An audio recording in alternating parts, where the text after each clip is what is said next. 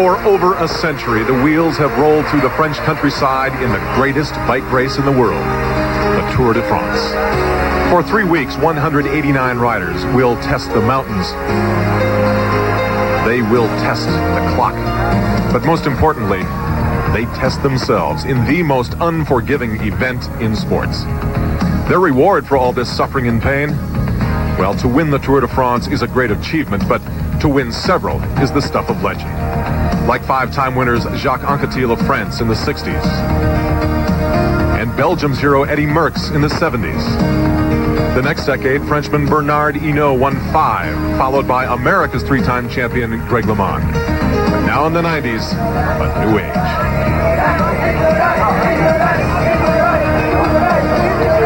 Spaniard Miguel Indurain returns to the Tour as the winner of the last 4 races and is poised to rewrite the record books. Today, the time-honored Tour de France enters a new age, the age of Indurain.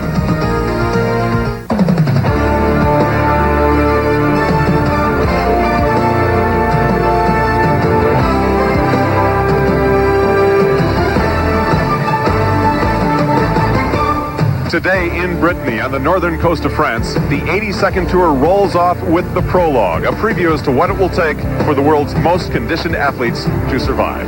Hello everyone, I'm Adrian Karsten, welcoming you to ESPN's exclusive coverage of the 1995 Tour de France presented by Michelin. Over the next 23 days and 2,300 miles, our commitment is to cover it all, because this time we've come to France to cover history. Since the very first tour in 1903, only 3 men have ever won this tour 5 times, but never consecutively. If this summer Miguel Indurain can do it, it will be a first, his 5th. Last year the tour was designed to admittedly defeat Indurain. Well, it did not. This year's more traditional course makes him the far and away favorite. Most of the flat stages come early this year. There are 9 total. We'll take a trip through Belgium for the first time since '92. Then a getaway day to fly to the signature stages, the mountains. First the Alps, then the Pyrenees. By the time we head back north, everyone left will have become a veteran. The real veteran of the Tour de France has to be the man to my right, Phil Liggett. Phil, as you join us to call your 23rd tour, consider this fact. You have watched all 3 win 5. Jacques Anquetil, Eddy Merckx, Bernard Hinault. But if Indurain wins that 5th consecutive this summer, can we call him the greatest ever? Many people will, but remember, we are living through a different era now. Cycle racing has changed. But also remember what the others did. Apart from winning the Tour 5 times, Eddy Merckx still holds the stage race win record. He's won 34 stages of this race. Bernard Hinault, he's in 2nd place with 28 stage wins. And like Jacques Anquetil, they've all won the classic single-day races. In the case of Merckx and Hinault, they've also been world champions. Now, Miguel Indurain hasn't been a world champion. He hasn't won a single-day classic. And during his 4 Tour victories, he's only in fact won 8 stages, all of them time trials. Yes, he's very consistent, but I don't think yet he's the greatest. But he's 31 years of age during this tour, and you know, he can ride 2 or even 3 more years. What if he's to win the next 2 years? Then, Adrian, he will be the best. Yeah, the young and the old. You know, there's a new generation out there ready to make their move. Since Greg LeMond's departure last year and his retirement, certainly the greatest American rider ever, well, that's left a hole, a void for the men in red, white, and blue. Boys, really. Lance Armstrong has got to complete the tour this year, I think, to move into that hero status. He's my favorite in red, white, and blue. Who are you going to keep your eyes on? Well, I'm a little biased too, because last year an English rider, Chris Boardman, won the Prologue time trial and wore the leader's yellow jersey, and he could do the same today in this Prologue time trial, although the course perhaps doesn't suit him quite so much. But Boardman's improving every year. He's now beginning to climb well. In a couple of years, we could talk of him as being a winner of the Tour de France. Another name to watch out for, not just in the Prologue today, but also for the overall in Paris, is Alex Zula. He's now mature, and he's just finished 2nd in the Tour of Switzerland. Phil, it's going to be fun to watch. Completing our ESPN team, a former pro himself. Again this year, providing the very unique view from the rider's standpoint, is Paul Sherwen. Adrian, I don't think I've known a Tour de France in recent years where there's been so much change in the hierarchy in the run-up to the event. Just 2 weeks ago, Pietro Ugramov, the man who finished 2nd last year, broke 2 ribs in the Tour of Switzerland. But his misfortune may well smile well for his teammate Eugenie Berzin. He comes to the Tour de France for the first time. And you know, there's a big conflict between them in the Tour of Italy just recently. And one team with one leader may well be good for them. Paul, today 189 riders roll out for the Prologue. The better times to come as we await the faster riders. But of the early riders, the former French champion from 2 years ago, Jackie Durand, at 9 minutes even, holds the time to beat. But look at this, rain beginning to fall now on the streets of Saint-Brieuc here along the northern coast of France. The weather blowing in off the Atlantic. It's going to make the course treacherous, but this man, Laurent Jalabert, knows all about the dangers of the Tour de France. The fact that Jalabert is even back here in the saddle in 95, nothing short of a miracle. Remember, almost a year to the day ago, stage 1 of the 95 Tour, 200 yards from the finish, one of the most disastrous moments in Tour history. Jalabert goes face first into the streets of Armentières. Laurent Jalabert in pink, 6 weeks of rehab. He's now back on the circuit here at the 95 Tour de France. So the first 4.5 miles of this year's 2300 in the prologue, with the weather now going to become very treacherous. The bikers going over 40 miles per hour. Just checking on the course now with Phil Liggett and Paul Sherwen. And now we come to the arrival of Laurent Jalabert and how conditions have changed since the start of this prologue time trial. From the second hour of racing, the thunder came in from the west and torrential rain has hit the race, and it's turned this course into a greasy pitch. Laurent Jalabert, not sure yet whether he'll go for the green points jersey or the yellow jersey, but right now it's the best ride since the weather went bad. A very good ride, plus 24 seconds on the early leader, Jackie Giron. Well, Phil, if the rain continues to come down, the times may go up. What will happen for Lance Armstrong? A disappointment for America last year, hopes to finish in the top 10 here in 95. His effort begins in a moment.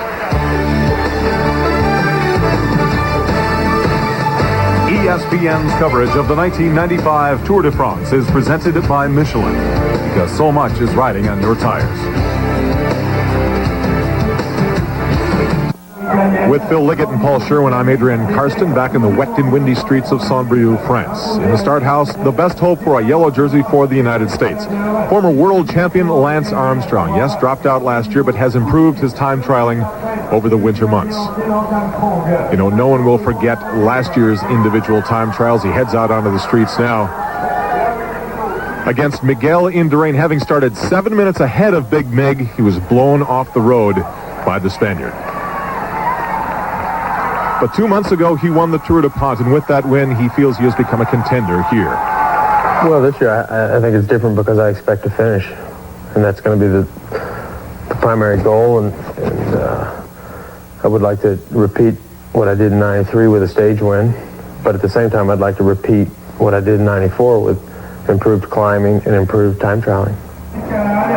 This man won last year's prologue. Chris Boardman came out of nowhere to shock the cycling world, but unfortunately dropped out of last year's race. Now, nothing short of finishing is acceptable.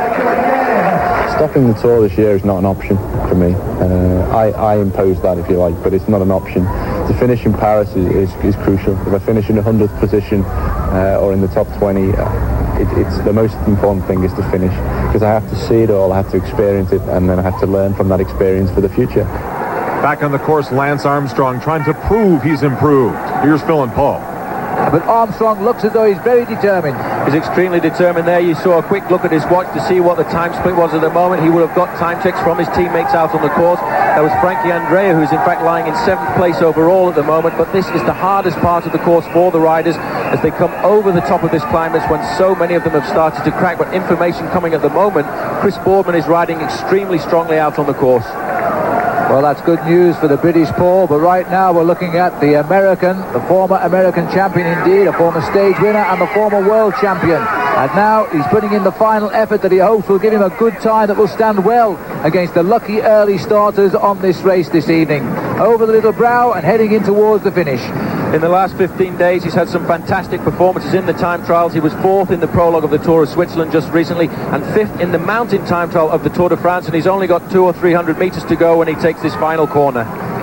Through the cobble section, the tricky chicane, comes out of it well, now sprints for the line. It's a very good time this by Lance Armstrong, considering the conditions. He really has learned to time trial. 9:33, 42nd place overall, a good time. Phil, you have to wonder what Lance could have clocked on a dry pavement. The rain slowing the cyclists by 45 seconds. Now Alex Zule, excellent time trialist, but at 27, still looking for his first big win. He's been 2nd in Switzerland, 2nd in Spain, still has a lot to prove to himself. Up ahead of Zula on the course, Chris Boardman setting a lightning fast pace, but look at this. He tries to take the corner too wide. His Wheels go out from underneath him, and he crashes into the wall. The car having to slam on the brakes to avoid hitting Boardman. Chris not getting up quickly, that's a bad sign. The course very treacherous now. The weather has turned dramatically, and it's turned this prologue time trial into a skid pan. The early starter, Jackie Duron, the 27th man to lead in lovely warm conditions, is the leader on the board with a time of exactly 9 minutes. But the biggest story on the course so far today is that Chris Boardman, the young racer from Great Britain who won the prologue stage last year, has crashed, possibly injured himself. We'll have more when we return with ESPN's coverage of the prologue stage here in Saint-Brieuc. This just moments ago. Chris Boardman, his 95 tour lasted exactly 90 seconds as he crashes. Now Phil and Paul watching other riders playing it cautiously. This is Tony Ronger out on the course, and you can see as he goes round this corner how carefully the riders are taking it when they come onto these little pieces of cobbles, and that may well be what the organisation of the Tour de France will be obliged to do today, because there has been so much of a difference between the early starters in this time trial and the riders who are starting now. Well, Jackie Duron, who will have to be brought back from his hotel where he's been for an hour or so now, and will be very surprised if he's watching television that he's still the leader on the board. But to my knowledge, Jackie Duron has never in his life as a professional won a time trial race. And the former champion of France, in fact, he's won the road race championship the last 2 years, which he lost that title just a few days ago, which passed over to Eddie Seigneur, a teammate of Chris Boardman. This is Rominger out on the course now.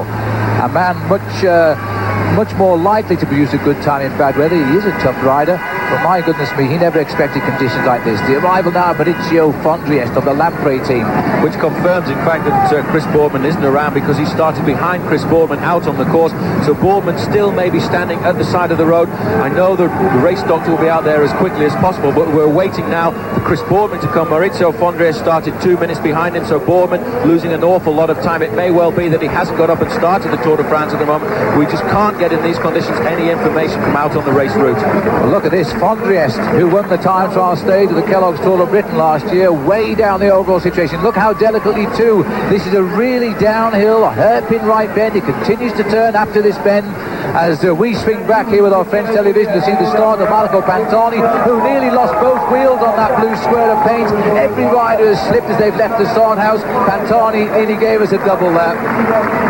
Coming up in a moment, the man who has only won 10 stages in his Tour de France career, but 8 of those 10 have been in time trials like today's prologue. Miguel Indurain is next.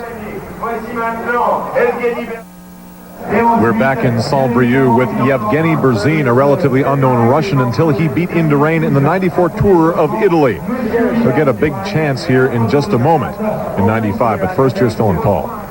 So right now we're looking at the arrival of Alex Zula, who Paul and I were feeling this was a man who could spring a surprise, but of course the weather has done that already. Zula, who finished second in his home tour, the Tour of Switzerland, and now heading up in the murk of the evening here in Brittany. And Zula has not enjoyed his ride a bit, but his time is going to tell us just how well he will stay up among the leaders. Remember, Jackie Duron, and there's his time. This is an extremely fine performance by Zula. He's going to finish in one of the best times since the rain come down, but that is only good enough for 26th place at the moment. 9 minutes, 23 seconds. And this is Yevgeny Berzin, the rider who is riding his first Tour de France, having last year won so convincingly the Tour of Italy, where he beat Miguel Indurain, and now he's facing him here in the Tour de France. And all these riders realise now how dangerous it is out on the course. Boardman still hasn't come up to the finish line here. He only has to finish the stage today, because in the prologue time trial you cannot be eliminated. He just has to be able to try and get up. But we're getting confirmation now, in fact, that Boardman hasn't restarted, and in fact he will not cross the finish line here, so he has abandoned the Tour de France. Well, this is unbelievable, but our computer here, the Finnish commentary position, simply says big surprise with Chris Boardman, who will not cross the finishing line, and they will give us more details soon. But it sounds as though Boardman has withdrawn from the Tour de France after a matter of 2 miles or 3 or 4 kilometres, and that is all. down onto the quayside now as we cross the valleys to climb back up to the finish, and this is Tony Rominger in full cry. This is probably the fastest section of the course after you come off the descent. It is flat, the only flat bit on it.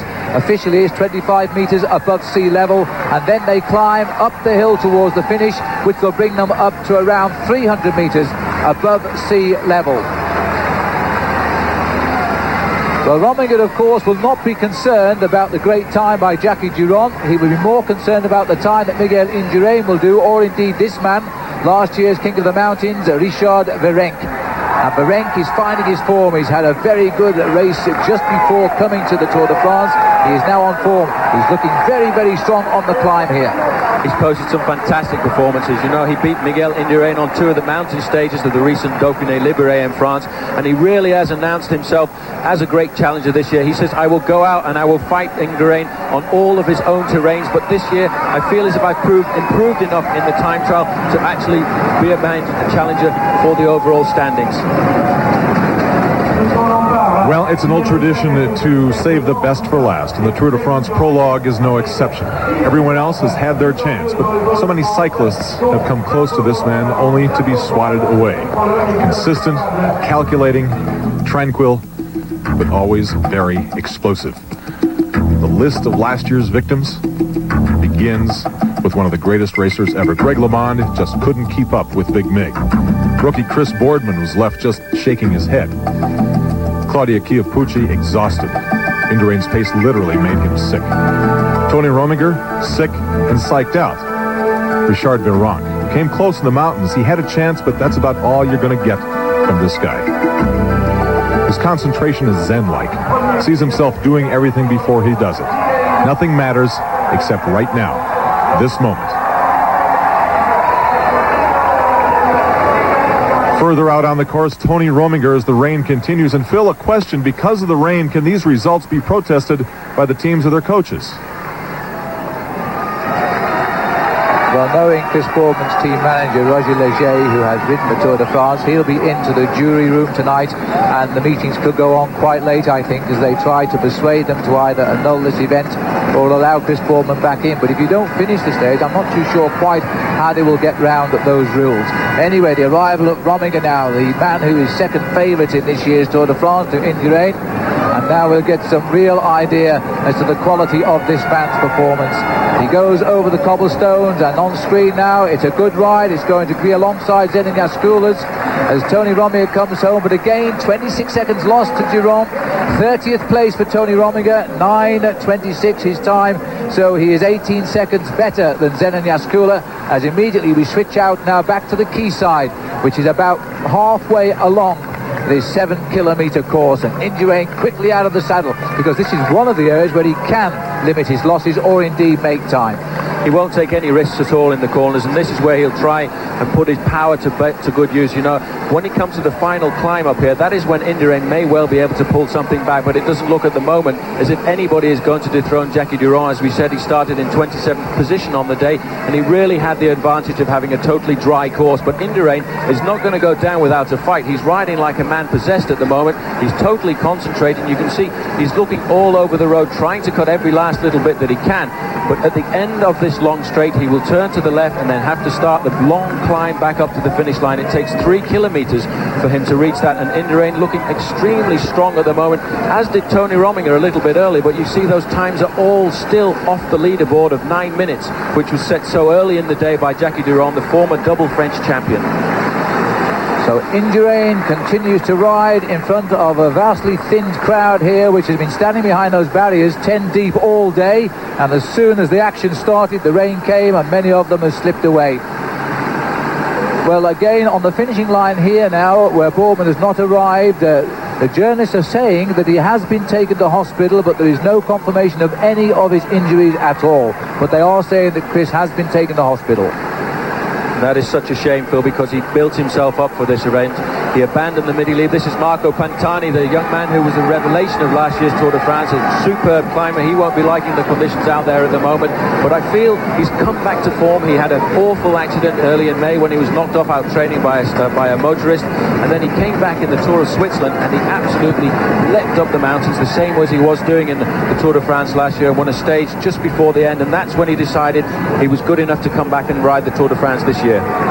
Well, this is a real true climber, one we haven't seen the like of for many, many years in the Tour de France. He will excite us when we go into the Alps and the Pyrenees for sure. And his time in the time trial is not bad either. 9 minutes, 50 seconds, only 104 for Marco Pantani. But he survived the day and hasn't conceded much time at all to Rominger, Gascula or Alex Zula. So Miguel Indurain's quest for 5 straight has begun. His finish of the prologue in just a moment.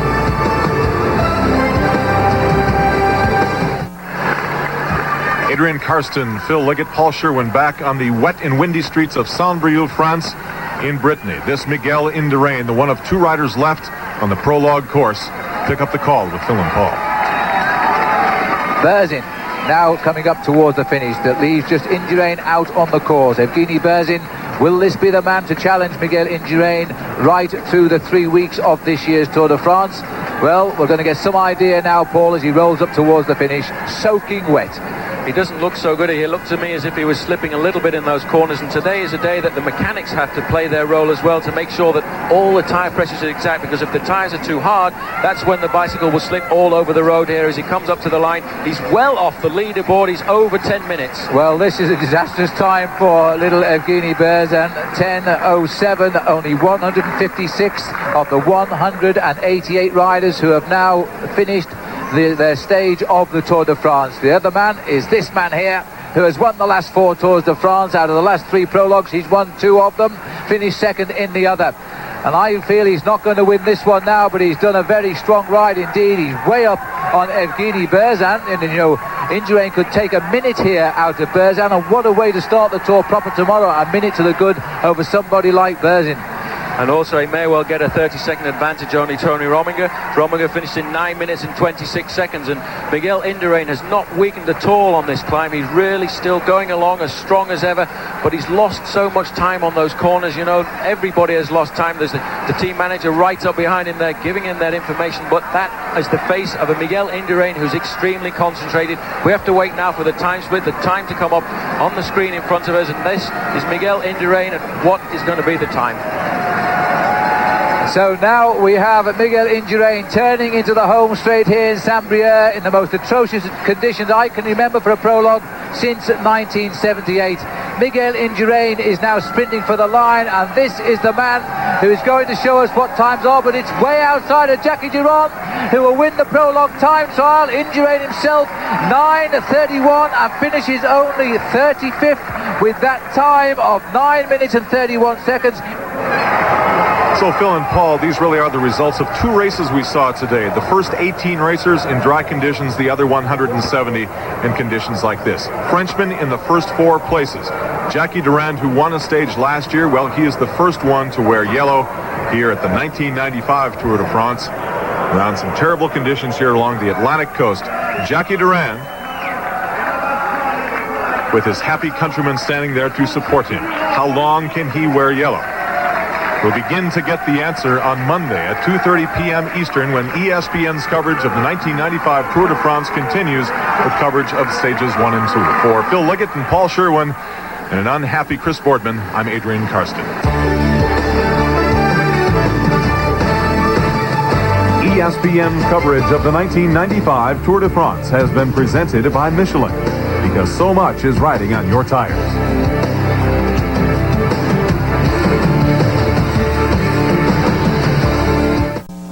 Since the day these boys were old enough to ride a bike, they've wanted to come to France to seek their fortune. Sometimes they really strike it rich.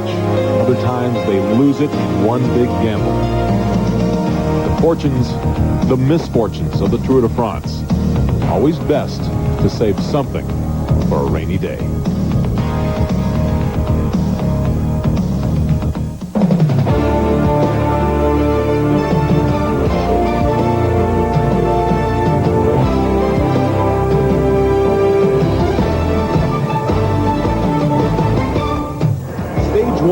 of the Tour de France. 145 miles through the streets of Brittany on a day when almost anyone could wind up wearing yellow. Hello, everyone. With Phil Liggett, I'm Adrian Karsten, welcoming you to ESPN's exclusive coverage of the 1995 Tour de France presented by Michelin. Phil, I think day one of the Tour taught the cyclist something, and that is to expect the unexpected. Jackie Dinan never expected to be in the yellow jersey. Chris Boardman never dreamed that his Tour would last only a mile and a half, and Miguel Indurain, I don't think, ever figured that he'd be in 35th position as the peloton rolls off today. Consider the conditions that continue and the neutral terrain. I think this proves anything is possible. Of course, and that's why this is the Tour de France. It's a great sporting competition. Miguel Indurain will be the first man to tell you, yes, he is a favourite, but he wouldn't see himself as a favourite until he gets to Paris, because too many things can go wrong. Chris Boardman never expected, after just 1.5 miles, to be in a hospital bed with a broken ankle and a broken wrist. And yesterday, too, amongst the big names who lost time in those terrible conditions was Evgeny Berzin. He lost 67 seconds, primarily, of course, to Indurain. So his Tour is now a big uphill battle. Still the hottest thing in French fashion these days, yellow shirts. Today's model, Jackie Dinan. But the price of fashion came pretty high. He had to ride the 4.5-mile Prologue course in 9 minutes flat, which he did. American Frankie Andreo was one of 18 riders of the 189 total who got to ride on dry streets through Saint-Brieuc. Frankie finished in 7th position, 5 seconds behind the leader, Dinan. But then the weather blew in off the Atlantic. Much improved time trialist Lance Armstrong tried to keep his powder dry. Chris Boardman, the Prologue champion from last year, would they be strong enough to beat Big Mig? Armstrong about to come out of the gate. You see the rain coming down, trying to prove to the world and to himself as he comes in bright-eyed and bushy-tailed that he really will be a contender this year. It's a very good time, this, by Lance Armstrong, considering the conditions. He really has learned the time trial. 9:33, 42nd place overall. A good time. Then came Chris Boardman, who promised himself and us that anything short of finishing the Tour de France this year was unacceptable. Stopping the Tour this year is not an option for me. I impose that, if you like, but it's not an option. To finish in Paris is crucial. If I finish in the 100th position or in the top 20, it's the most important thing is to finish. But not finish so fast. Perhaps the over-eager second-year man at the Tour de France lost control of himself, and his bicycle goes crashing into the gate. His Tour de France lasted about 1.5 miles. Conditions on the course treacherous, but Alex Zula also crashed but came up with the courage to finish. And Zula has not enjoyed his ride a bit, but his time is going to tell us just how well he will stay up among the leaders. Remember, Jackie Dinan, and there's his time. This is an extremely fine performance by Zula. He's going to finish in one of the best times since the rain come down, but that is only good enough for 26th place. Tony Rominger, the greatest overall competition to Miguel Indurain, only 3 seconds behind the favorites. Disappointment for Yevgeny Berzin, who finished 1:07 out of yellow, that behind Jackie Dinan. He was to be a big threat to Miguel Indurain coming into the 95 Tour as Big Mig initiates his quest for a 5th straight Tour de France championship. Miguel Indurain is now sprinting for the line, and this is the man who's going to show us what times are, but it's way outside of Jackie Dinan, who will win the Prologue time trial. Indurain himself, 9:31, and finishes only 35th. So Jackie Dinan is surprised as anyone to be wearing yellow. That brings us to Tony Rominger and today's stage 1, knowing that he's within reach of the man in 35th position, Miguel Indurain. Good race. I'm lucky. I got to go when it was dry instead when it was wet, so we'll see what happens. Andreo rather cautious, but confident as well. 188 racers today because with an ankle broken in 2 places, a right wrist broken, Chris Boardman flat on his back instead of on the starting line today. You know, Chris should realize that he wants to go for the Tour de France and wants to be there in the end. You can't. Well, look at Miguel Indurain. He rode a regular bike. He didn't even use aero handlebars, anything. No special wheels. Just went out there and just got through it. Lance Armstrong speaking for most of the racers here today. This is Yevgeny Berzin, a rookie. A disappointment for him in his first day, his first tour. Here's Paul Sherwen. Thank Thanks, Adrian. Definitely Eugenie Berzin was a big loser yesterday, but the main contenders for this year's overall Tour de France, Miguel Indurain and Tony Rominger, are still only separated by 5 seconds. Another man who had some bad luck yesterday was Alex Zülle. Despite a crash, he still managed to finish in front of Miguel Indurain. But you know, in the back of their minds today, Tony Rominger and Miguel Indurain will be thinking about the climatic conditions. They'll be thinking about the crash of Chris Boardman yesterday, making sure that they can stay at the front of the pack and out of danger. So on the main drag in Dinan, time to cut the ribbon and crank it up. Thank you, Mr. Mayor. Rarely do you have a chance to see two countrymen who are teammates wearing 2 of the 3 jerseys. ESPN's coverage of the Tour de France continues in a moment. ESPN's coverage of the 1995 Tour de France is presented by Michelin, because so much is riding on your tires.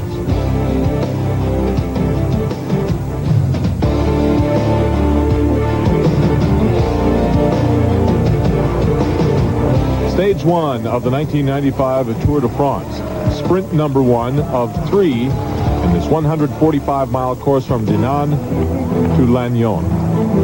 It's going to take the 188 riders about 6 hours to cover this course. There are 3 hills, and we said 3 sprints. Now, the purpose of these sprints is to strategically place and add excitement to these flat stages, and with the peloton running so closely in time, they become very significant. Trying to keep pace, Phil and Paul. I tell you what, it's going to be a tough ride now for the Castorama riders. They're managed by Cyril Guimard, who's trained more Tour de France winners than any other team manager. He was behind the great Greg LeMond initially, and also Bernard Hinault and Laurent Fignon. But you know, he wasn't expected to lead the Tour after the prologue, that's for sure. And the last lap went to Cyril Guimard last night. He not only had the winner on the overall classification, he also had the second place rider as well, Thierry Laurent. But what it does mean now, of course, is the Castorama team are going to have to work very hard to control this race as it moves across northern France. The race route, very briefly, taking the riders into Belgium during this week, where there's a big time trial where Indurain will be expected to ride well. Then it descends down to the Alps, across the bottom of France, into the Pyrenees, before going all the way back up via Limoges into Paris on July the 23rd. A long way indeed. And there, sitting in the slipstream of his teammates, the surprise leader, Jackie Giron. But he's not a surprise winner in many ways, because he has won the classic race, the Tour of Flanders, after one of the longest breakaways in that single-day classic race. He's also won a stage of the Tour de France in Cahors last year, where the weather was extremely hot. What a contrast to today. And not to mention his 2 national French titles. At the front there, Thierry Marie, the man who I think did one of the best rides yesterday, because he finished in 9 minutes and 19 seconds, which, considering the climatic conditions that he raced under, that was the fastest of anyone in the latter part of the race. So the field all coming back together. The boys in pink are the Spanish Once team, and Alex Zülle, as I said earlier, he fell yesterday, and nobody actually found out until this morning. And the journalists were very surprised indeed, but he remounted so quickly that they estimate his loss to be around 10 seconds. So he really did a marvellous ride in those atrocious conditions last evening.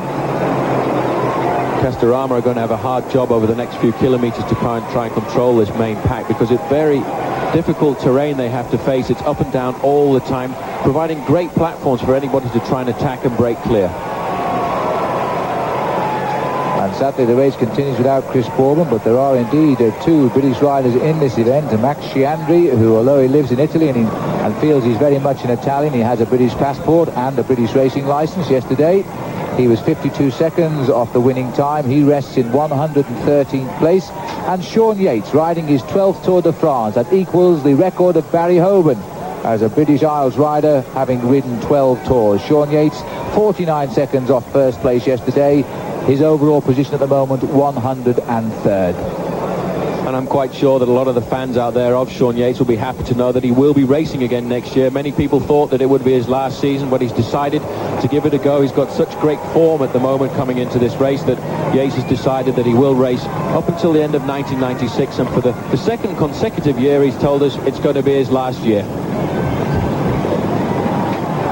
So there is the man who is leading in yellow for France, getting French off to a great start in this year's Tour de France, and quite clearly fired by that maillot jaune on his shoulders, and quite clearly too he is prepared to hang on to the lead as long as possible.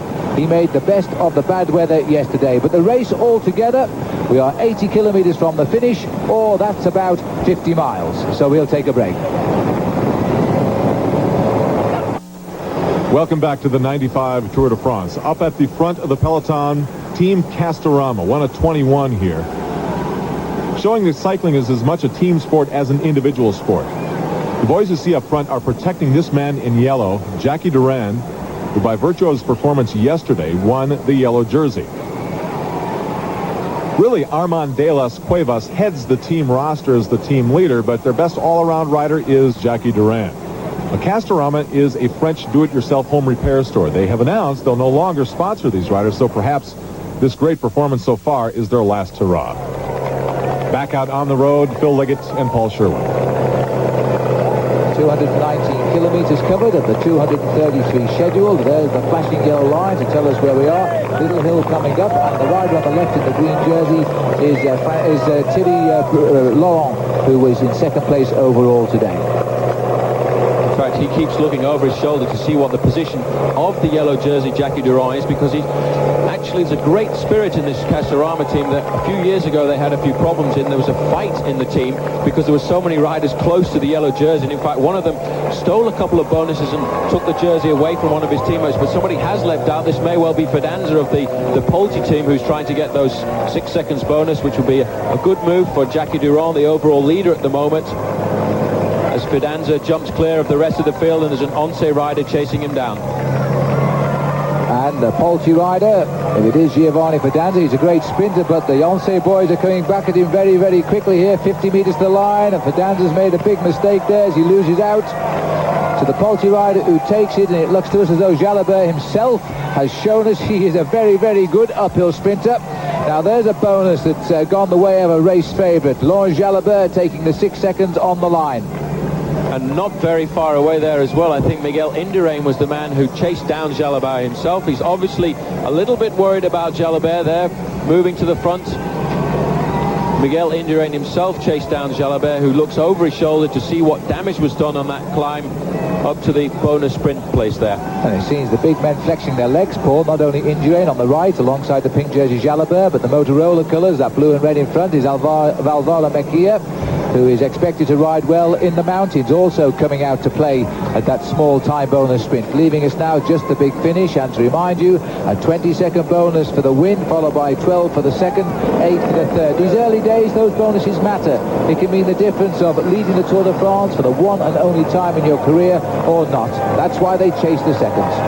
And another man present there as well, always looking for an opportunity to attack, was Claudia Chiappucci. He's always waiting, but now it's one of the composite team here, the Telecom ZG riders, who's trying to jump clear, and looks very much to me as that's Andre Ferrigato, who's taken the opportunity of a slight slowing down after the sprint there. Looks over his shoulder, and he's now got the gap. And the official confirmation there makes interesting reading of that special sprint. Jalabert won the 6 seconds time bonus. Fidanza indeed got the second time bonus of 4 seconds, but the third place rider was Laurent Brochard of the Festina team, and he takes a 2 second time bonus. Now he lies fourth overall in the race, so he is now only 2 seconds off the yellow jersey of Jackie Dinan. That's going to make interesting reading as we get a little bit closer to the finish, because I really feel that if riders aren't careful with those tricky little corners coming through the town here in Lannion, it may well cause a split in the Mayfield, and that could cause, in the last few metres of this race, a change in the overall standings. So this tour of Brittany now coming to a close, and one has to feel sorry for the Bretons, because this is the sporting area of France who love the Tour de France, very much so, and they have gone to great lengths to make this visit a success here. They have turned out, despite the weather, in their tens of thousands to watch the event. Yesterday there was 150,000 in Saint-Brieuc, although I have to say when the rain came down it thinned out rather rapidly in the last half hour of racing. There's Neil Stevens in the pink jersey coming to the front again, a man who's not afraid at all of doing any work. They've obviously spurred on by the fact that Jalabert came out of the pack like that to take that sprint bonus there, and realizing that Jalabert will have a chance in the finish today, because it is a very strong man's finish. It's a tough 500 meters climb once you've negotiated the dangerous corners coming into the town. There's Eugenie Berzin, obviously I would think disappointed about his ride in yesterday's Prologue time trial, but a man I think we will see a lot more of as the race progresses.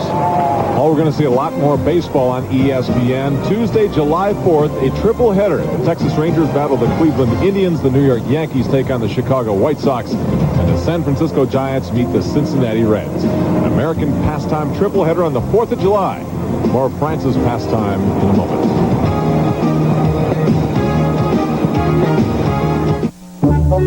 It's as far as Michelin science has ever gone. Our biggest breakthrough since we invented the radial.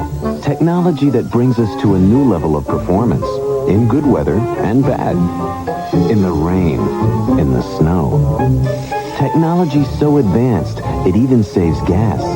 The new energy tires with Radial XSE technology from Michelin. It's science that goes beyond magic. Second day of rain, second day of the 1995 Tour de France through the Brittany region, where the weather's been coming in off the Atlantic. How much will it affect the racers? Well, for Lance Armstrong, riding very comfortably in the middle of the peloton, has high hopes of finishing in the top 10 here in France in 1995. 188 riders started stage one. Chris Boardman flew home to England for surgery after Sunday's crash. The Castorama team effectively controlled the race the entire day. Dutchman Eric Decker broke away with 50 miles to go, but never gained more than 2 minutes. Now all of the sprinters' teams are at the front, setting up their fast men for the finish.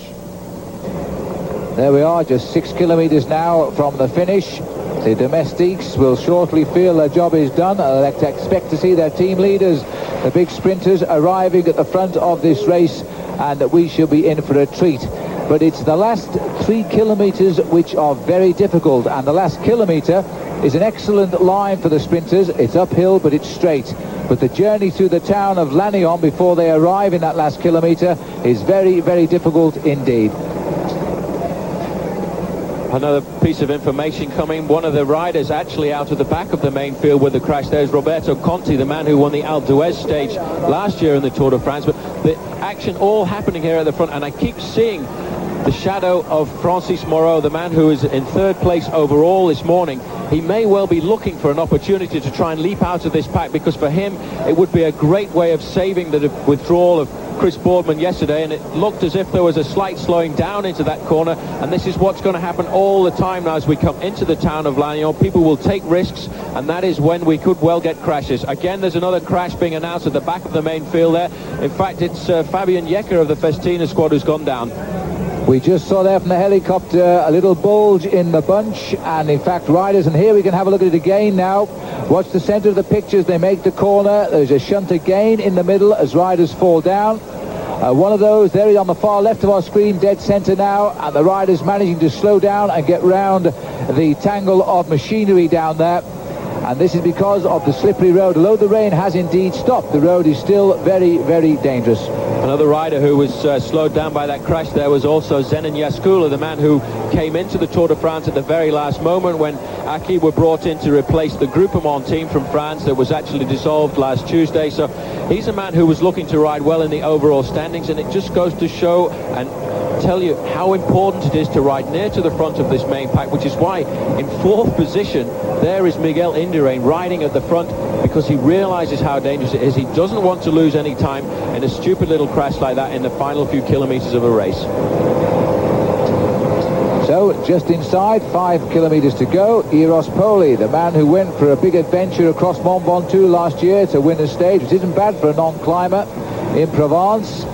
And there he is now doing his real job in the Tour de France, which is being a workhorse of Martinelli. But one or two riders have gone around the other side of the carriageway, and they are in a spot of difficulty now. I don't know how they got there, but they have shot off on the wrong side of the barriers, and I've never seen that in my life before, Paul. Well, that's the first time I've seen that. Very often you come up to a roundabout like that, and you know the riders know that they can split and get back around the other side. I think the rider who went down the wrong side of the road there was in fact Francis Moreau, and he's been looking all the time for an opportunity to try and slip clear of this pack, because he realizes it would be a great chance for him to try and get the yellow jersey. It would be superb for the GAN team, having lost Chris Boardman yesterday. Now he's going to have an awful time trying to get back in, and this is going to happen all the way into the race. You can see, in fact, the main pack is starting to splinter a little bit back there, and still it's always Mercatone at the front, and they really have total confidence in Mario Cipollini. But Wilfred Nellison, the sprinter from Belgium, won't be too far back in this bunch. Coming up, we'll have the exciting finish to stage 1.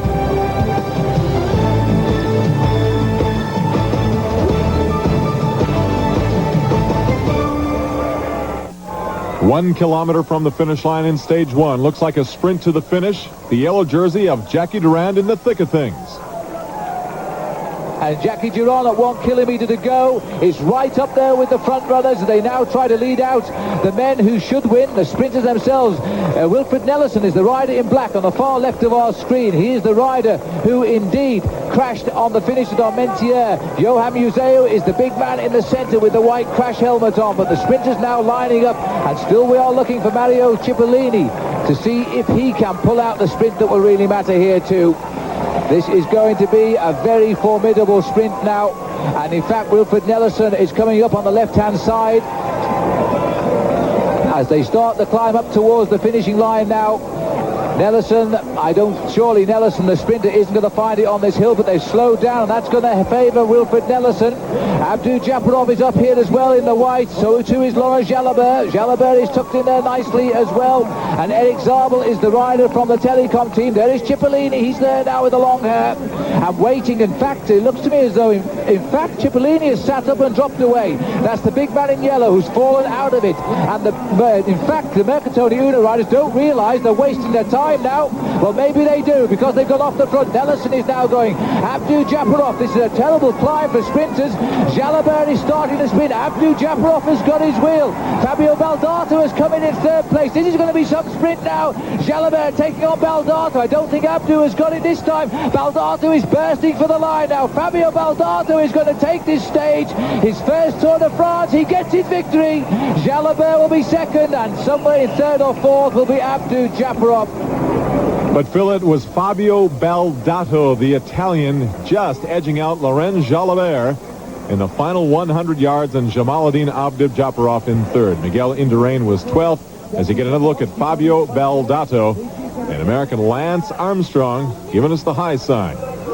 Our best hope in red, white, and blue, and giving the flowers a toss, Jackie Durand. With his finish today in the middle of the pack, he stays in yellow overall. But look at Frankie Andreu, the American, who's moved up to 5th position now. So the leader of the 1995 Tour de France remains Jackie Durand. The world's greatest cycling event has traveled now 150 miles with 2,109 still left to go. Stay tuned for stage 2 as the tour starts in Perros-Guirec and ends in Vitre. Coverage begins at 3 p.m. Eastern on ESPN and 7:30 on The Deuce. But worth one last look, the intense happiness of Fabio Baldato. For Phil Liggett and Paul Sherwen, I'm Adrian Karsten. We'll see you later on with Stage 2.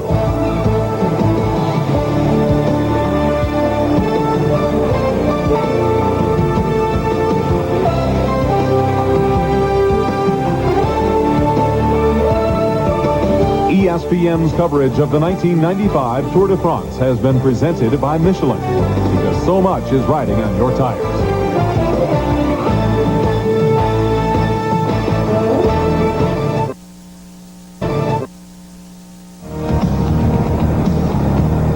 Now, why is this man smiling? Well, if you were Jackie Durand, France's overnight national sports hero, you'd want to wear the yellow jersey too. No wonder 180 guys would love to take his place.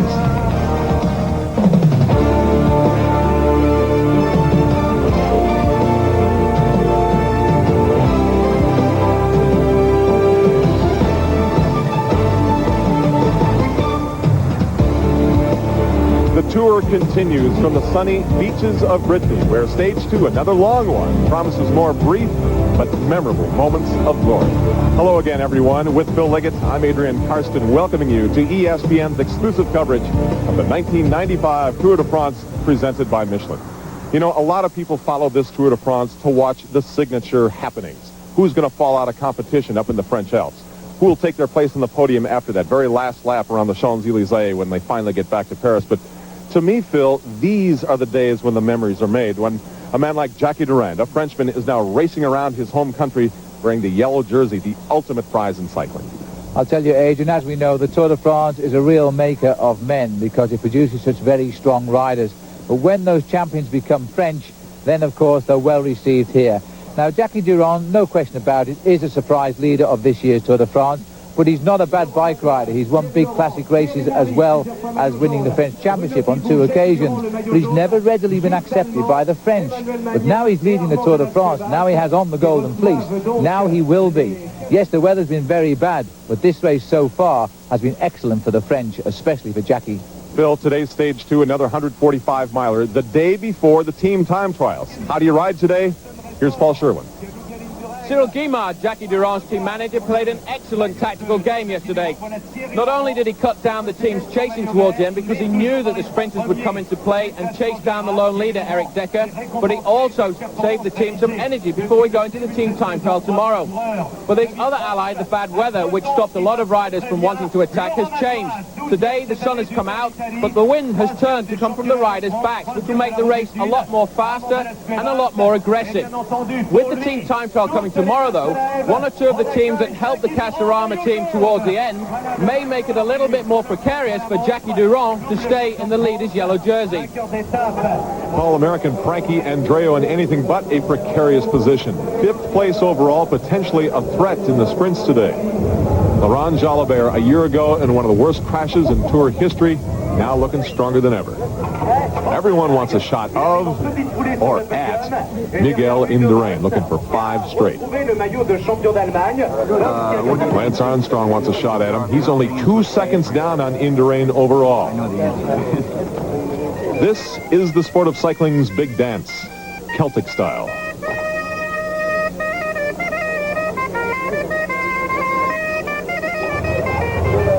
Stage 2 of the 1995 Tour de France. Just like Stage 1, exactly 145 miles from the starting line in Perros-Guirec in northwestern France to the town of Vitre. Now, in today's 145-mile race, the key moments are going to come at 3 timed bonus sprint points, so named because riders can reduce their overall total time by precious seconds. The first one is going to come about 10 miles in, the second one halfway at about 90 miles, and then that third important time bonus sprint about 10 miles before the finish. Here we are at that first sprint. Riders kick it in with about 300 yards to go. It looks like Jamaluddin Abdjaparov first, Mario Cipollini second, and that's Laurent Jalabert coming in third. Now, he was only 7 seconds out of first place overall. By taking third, he has 2 seconds deducted from his total time, which tied him with American Frankie Andreu for 5th in the overall standings on the road. Up ahead, a lot more action on the Stage 2 course, including a change of scenery. Here's Phil Liggett now as the riders leave Brittany.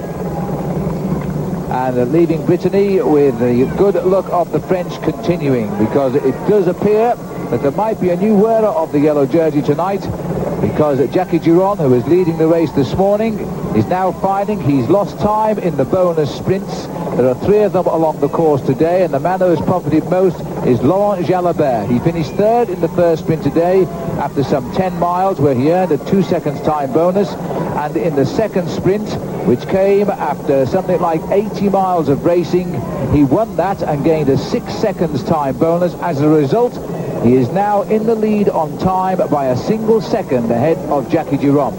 If the situation remains unchanged all of the way to the finish today, then there will indeed be a new leader in the Tour de France, and it will be Laurent Jalabert.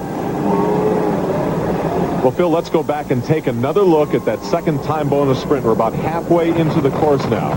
Jalabert in the center of the screen in the pink uniform with the Italians Lombardi and Baldato pushing him. But by throwing his bike forward, he wins the sprint, and a little revenge from Baldato, who beat Jalabert yesterday. A 6-second time bonus for Jalabert. Perhaps the greatest story of the 95 Tour so far. A year ago today, that terrible crash. He's had his best season ever here in 95.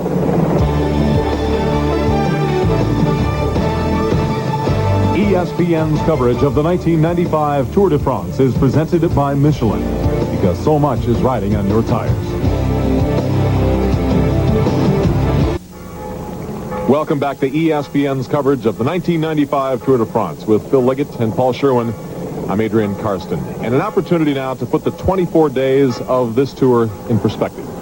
Exactly 365 days ago, that man, Laurent Jalabert, was the victim of perhaps the most disastrous crash in the history of the Tour de France. Watch the left side of your screen. The rider highlighted in pink. Jalabert goes face first into the streets of Armentières, France. Stage 1 of the 94 Tour. 6 weeks later, Jalabert left the hospital and this experience behind him. One rider, 1 year. The lowest and highest moments of the tour. He could be in yellow by day's end, but he'll need his team's help. Mariano Rojas on the right of our picture, setting the pace, and the boys from the Once team are now trying to bring this race back together because they have the confidence that Laurent Jalabert will have the legs to build on his 1 second lead that he has so far on the road today. That illness of Eddie Soigneur may well be because of the bad weather we had over the first couple of days, and that will be interesting to see if it does have an effect on any of the times that are produced in tomorrow's team time trial. You can see at the moment a lot of the other teams starting to move up to the front now. Claudio Chiappucci always at the front towards the end of a race, looking for an opportunity to try and steal back some time, but the work still being done by the Once squad as we go back to Masson. Frans Masson, the winner of the Amstel Gold Classic race in his own country in the years gone by, and I remember Eric van der Orden when he was champion of Belgium winning Paris-Roubaix in atrocious conditions, but he won it on his own, and that's the finest way to win the best single-day classic in the world. And van der Orden coming in at the very, very last minute for his Italian team, and it looks as though it might be a good omen because he has some good form. These little rises, though, must seem like the Alps right now because they have been full out. They have been at their maximum effort because the race hasn't let them escape. These riders have been at the front actually for over 30 kilometres because they escaped with some 65 kilometres ago. You see Eric van der Orden there just looking across his left shoulder as they took that left corner to see if he could get a quick time check on how far behind the main field was at the moment. That this now, as we come into the town, gives them a chance to open up a little bit of a gap. There we get an aerial shot of the main field there in the same town, and it may well be that these two riders will just hold on to take the two bonus places. Well, this is the town of Châteaubourg, and we are 21 kilometres from the finish now as we approach the sprint, but it looks as though they will survive in the last kilometre for the small bonus times, which is not their aim, of course. They want to keep on going for the victory on the day, and the Once team behind would like to bring them back into the fold. If they feel, I think they might feel, well, if they could just get through this sprint and keep a gap on the big field, then the main field might just back off a little bit and take a rest period, and it might get clear again. Well, that would play into the hands of the Once because there is still the big bonuses at the finish line as we come under the banner with 20 kilometres to go. It must be just around this corner when these two riders will see the banner for the hotspot sprint. Well, it wouldn't surprise me, in fact, if these two don't even sprint for the banner in 500 metres time, because although there is a prize for the first two riders, it's not this prize they're hunting. Frans Masson has the lead at the moment, then Eric van der Orden. Van der Orden in his days was a great sprinter as well as a great time trial rider, but he's lost a little bit of that. I suppose you do when you get a little bit older. So that's one of the first things to go. The thing that a rider like Eric van der Orden has also probably lost is his ability to climb, but he has really started to ride well in the last couple of years, especially when to it. And this is in fact a good move by Jackie Durand. He's tried to surprise Laurent Jalabert because he could get the 2 seconds back, but straight away there's an Once rider on him. And the Once rider must beat him because the third place gets 2 seconds, and that's Jalabert who's jumped him straight away. Well, Jalabert knows the men to mark. He followed the yellow jersey and goes by with the greatest of ease, while in fact it's Frans Masson who takes the first place from Eric van der Orden. This is going to put Jalabert 3 seconds ahead in the Tour de France because he is taking the third place bonus of 2 seconds at the sprint. He's doing just enough to make sure that Jackie Durand does not creep up on him. That's the white line, 2 seconds in the bag. So Laurent Jalabert now leads the Tour de France by 3 seconds with the finish still to come. What a great tactic. So the race is coming slowly together. I'm sure they'll all be together in the next few kilometers, and then we'll be down for the big finish. We'll take a break.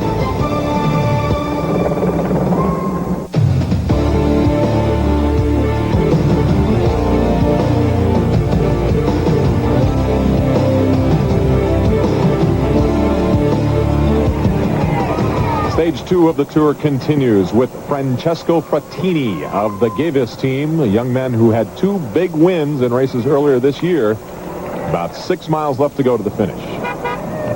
10-kilometer banner flying overhead, and Frattini is trying to bring the Gavis team back into the action. They were the team of the early season last year, but they haven't done quite so well this year. As Paul just said, Frattini was the surprise winner of the World Cup event, the Grand Prix Frankfurt in Germany.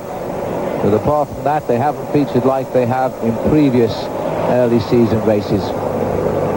Another man there from TVM looking for a gap. That was Jesper Skibby, I think, trying to slip clear. A man who always looks for the gap at the end of a race like this. He's not a superb sprinter, but he won a brilliant stage and a hilltop finish a couple of years ago. It took everybody by surprise, and he just managed to hold off. And whenever you get to the end of a race like this, Skibby's looking for a break. Well, Paul, those sprinters will have their chance later as the race continues close to the finish, but we have a chance now to profile Team Once as they pull along and protect their man Laurent Jalabert. You know, of the 9 riders on this team, there are 7 different nationalities from 3 separate continents.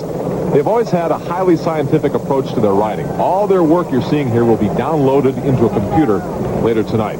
Their team leader, Alex Zula, looking good in 15th position overall. Their sprinter and really their co-leader is Laurent Jalabert. After last year's crash, he had his best spring ever and is now a contender for yellow. The best Billy Goat is from Colombia, an all-mountain country. He is Olivero Rincon. Watch him in the Alps. Their team sponsor, Once, is an acronym for a Spanish lottery that benefits the blind. As we pull back from the peloton, a note that all 21 teams have been riding pretty tightly, but there appears to be a split in the peloton now, Paul. 2 large groups. What's happened here is the Once team have been at the front putting an awful lot of pressure on, and the wind is coming from the left-hand side, and that's caused a split in the main field. This is called an echelon, when the riders use all of the roads to shelter each other, but what happens then is that you get caught at the back of the echelon, and that's when the split forms. 1 or 2 riders here trying to get across, but Once doing an awful lot of damage at the front. Well, this is their speciality, the team time trial. They're having a dress rehearsal here for tomorrow's big team time trial, when all the teams come out to play just in their team formations, all 21 teams, when we race down to Alençon.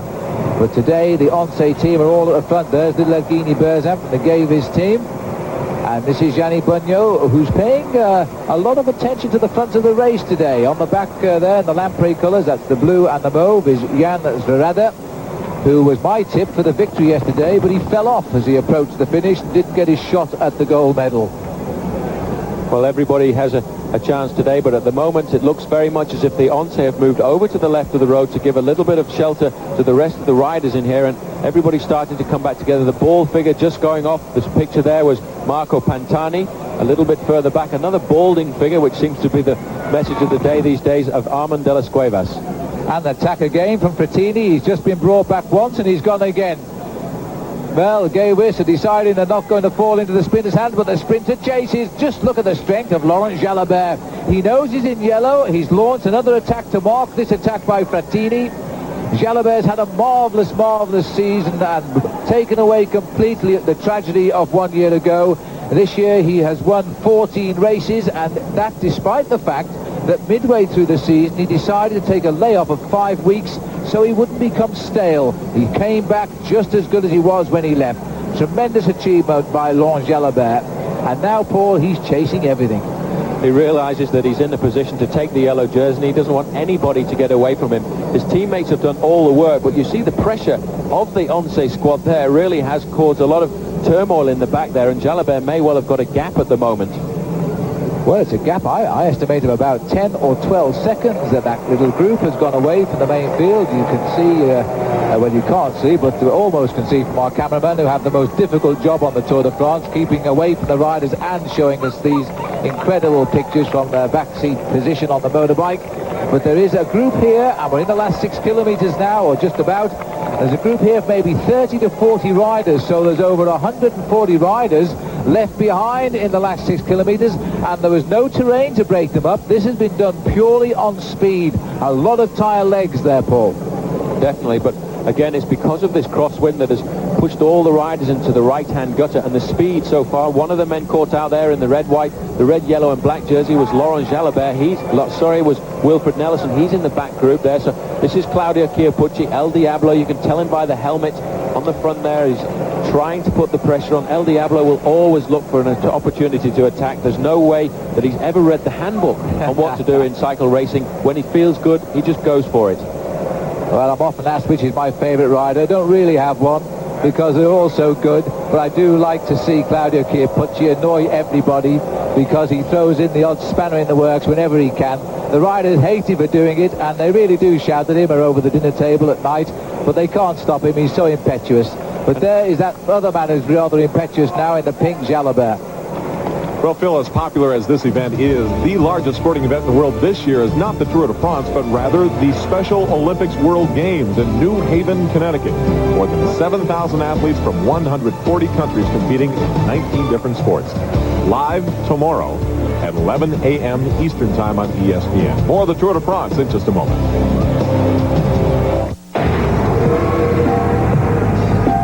Big man, insatiable quest, thirst for change, searches without fear, drawn by the light, the alluring red light.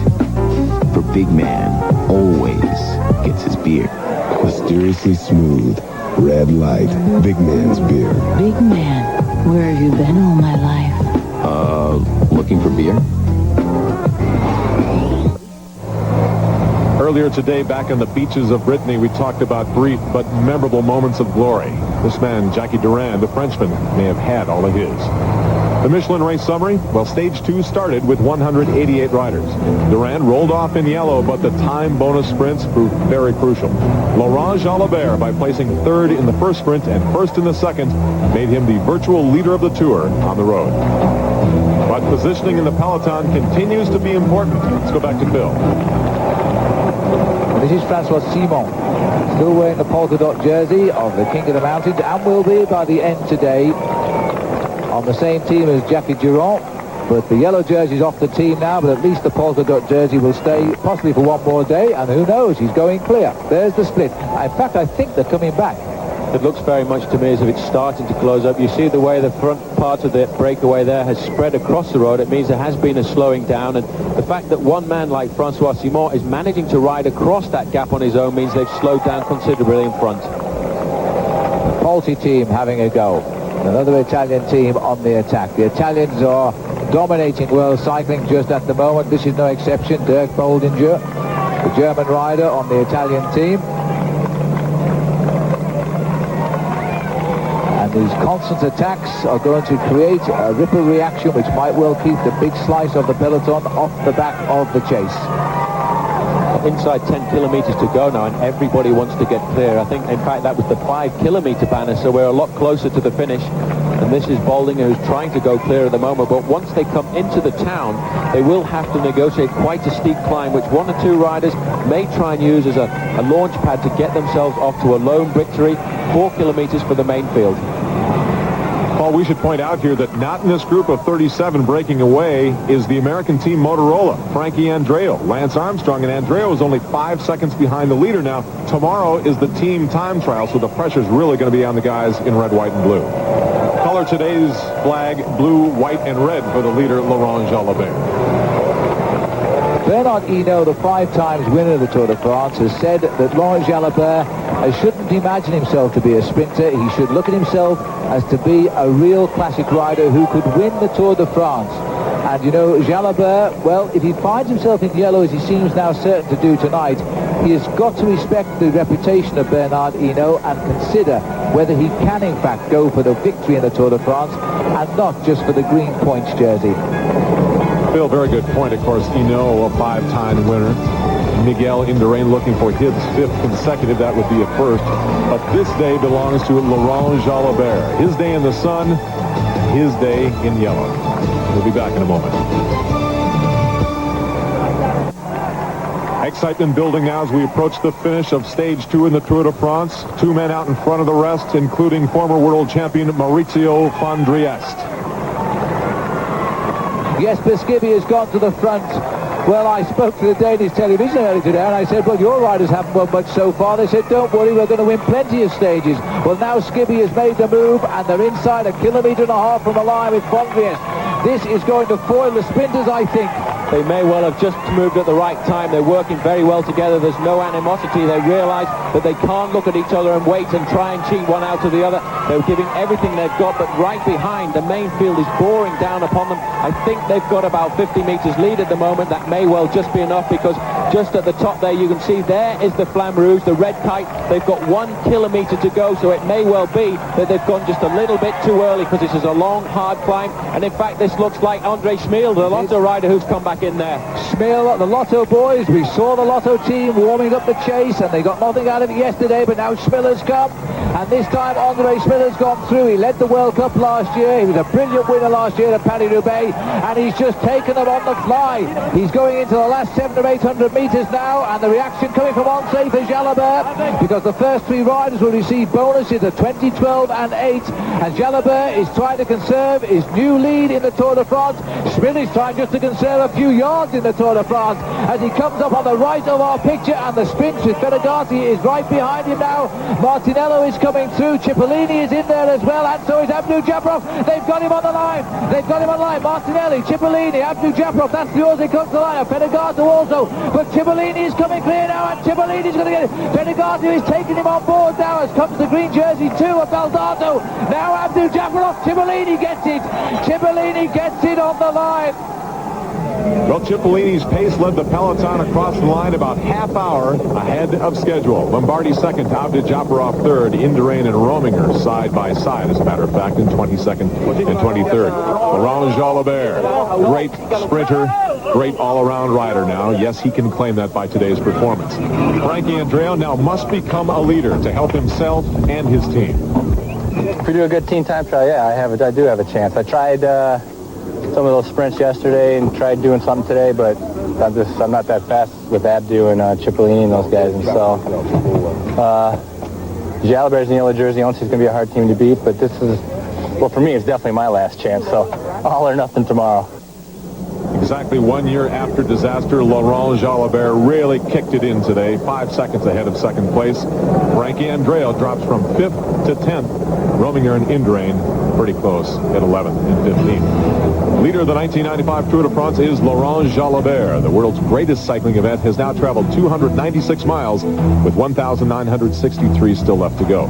Be sure to join us for Stage 3 as the Tour starts in Mayenne and ends in Alençon. Coverage begins on ESPN Wednesday morning at 12:30 a.m. Eastern and 6 p.m. Tuesday on the Deuce. Mario Cipollini wins Stage 2. Laurent Jalabert wins the yellow jersey. Tomorrow, one of the hardest one-day events in cycling, the team time trial. I'm Adrian Karsten for Phil Liggett and Paul Sherwen. What is the yellow jersey worth? Consider the physical price you pay. In 1 mile, you're as good as gold. In the next, your value in this market could crash. But if you invest so much time and energy just to wear a jersey, it's worth whatever it takes.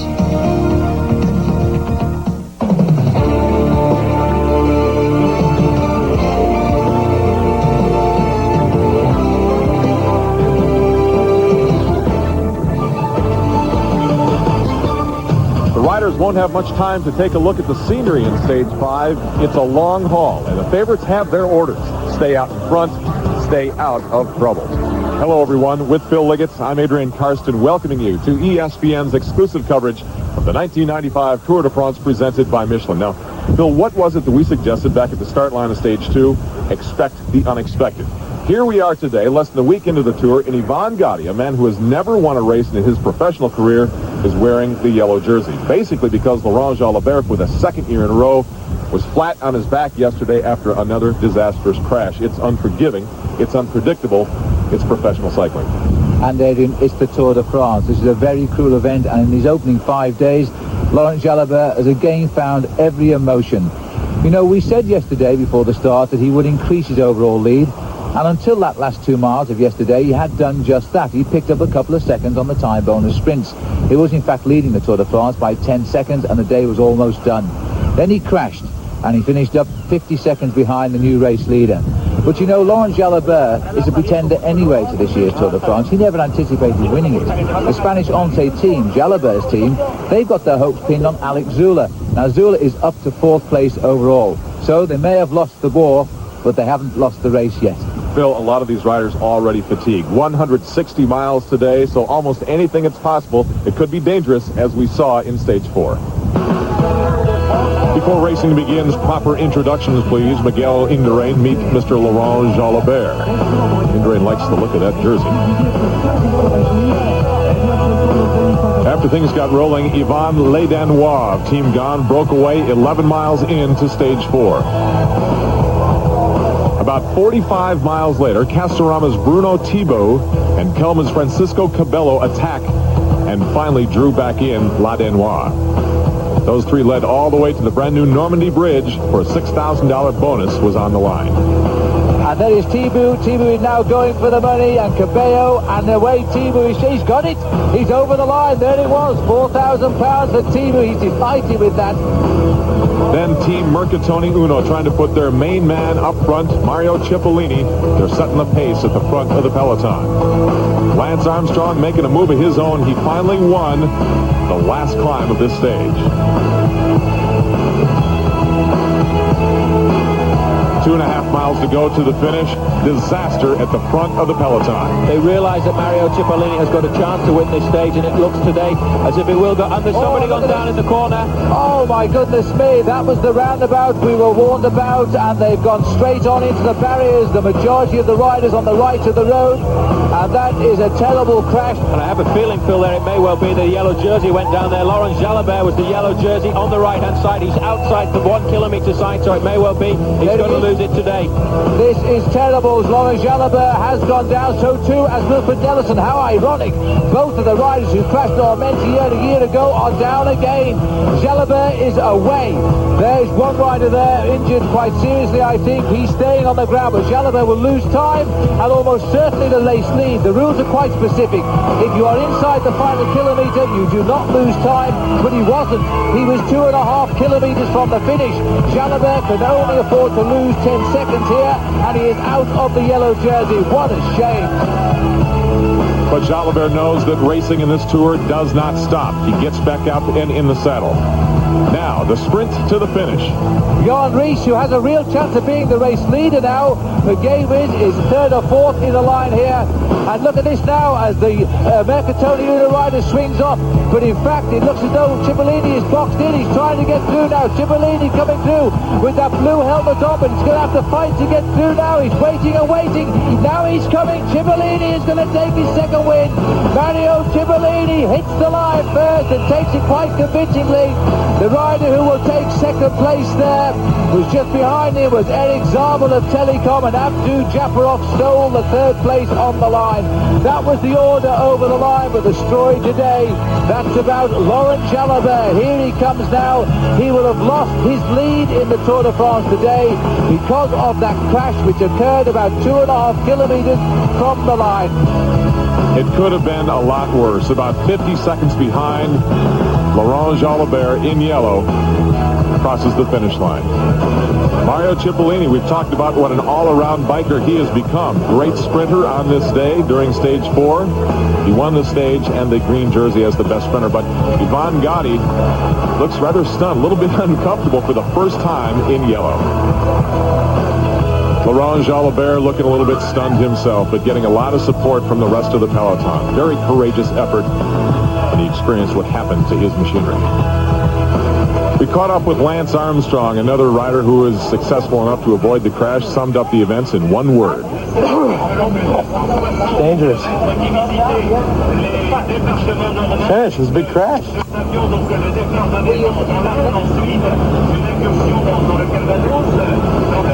Behind it. So Mario Cipollini, one of the hottest riders on the tour right now, edges out Eric Zabel at the finish line to win stage 4. Indurain and Rominger avoided the crash and finished side by side. And the fact that Ivan Gotti was even in position time-wise to wear yellow goes back to Saturday's Prologue, a good time on dry pavement. Luck or lack thereof in this event. Here's Paul Sherwen. Well, those are the fortunes and misfortunes of war. Laurent Jalabert losing that yellow jersey yesterday may well give the Once squad 1 or 2 days to recuperate. So that could be what Alex Zülle needs before they go into the second part of this Tour de France and the big mountains. That's why I also believe that the team of Eugenie Berzin and the team of current yellow jersey, Ivan Gotti, won't use all their power to keep this race together. Berzin knows that he needs a strong team when he goes into the mountains to try and dethrone Miguel Indurain, which is why they may use Barney Rees, who's just 1 second behind in the overall standings, as a decoy to go in a breakaway towards the end, and that would take the pressure off them and make the other teams chase. Well, the man to Ivan Gotti's right is the man Paul is talking about. Bjarne Riis, a Dane whose responsibility now is to protect the yellow jersey. One of the 2 Americans in this race is talking cautious. Today's going to be crazy, too. There's a left, a right, and then a sweeper and coming around. And when that happens, guys go all over the place. So it's going to be crazy. Plus, we have tailwinds. It's going to be super fast. But we have our 11s on for 6. Later. About 6 hours later, Frankie. That's how long it will take for the favorites to reach Dunkirk. Little Ivan Gotti right up front with the big boys now. Miguel Indurain. 180 riders roll off on one of the longest stages of the 95 Tour. They've got to survive number 5. 162 miles. Now, we drove this course from start to finish today. It really is a great track. The pavement's in fantastic condition. Out on the road, you'll see some families who in some cases have waited 30 years to watch 30 seconds of excitement. 3-time bonus sprints, 4 relatively easy climbs. Along the English Channel up to Dunkirk, close to Belgium, the wind could become a factor blowing across the peloton at about 18 miles per hour. We're up at the finish line of the first sprint. Here comes Mario Cipollini in the green jersey. He wins, so deduct 6 seconds from his total time. Also give him more points toward keeping that green jersey. Abdjafarov second. Jalabert is third. Now at about 130 miles into today's race, Phil Liggett and Paul Sherwen are standing by with the call. Gentlemen. As we look down on the big peloton, a little bit of a surprise this, Paul, because the Gavies team are, it appears, trying to defend that lead of 1 second for Ivan Gotti, because we have a rider who has escaped for approximately 50 kilometers, about 31 miles from the finish here. And the rider who has escaped the pack is Rolf Jerman, the Swiss rider who's now 29 years of age and has a lead of just on 2 minutes.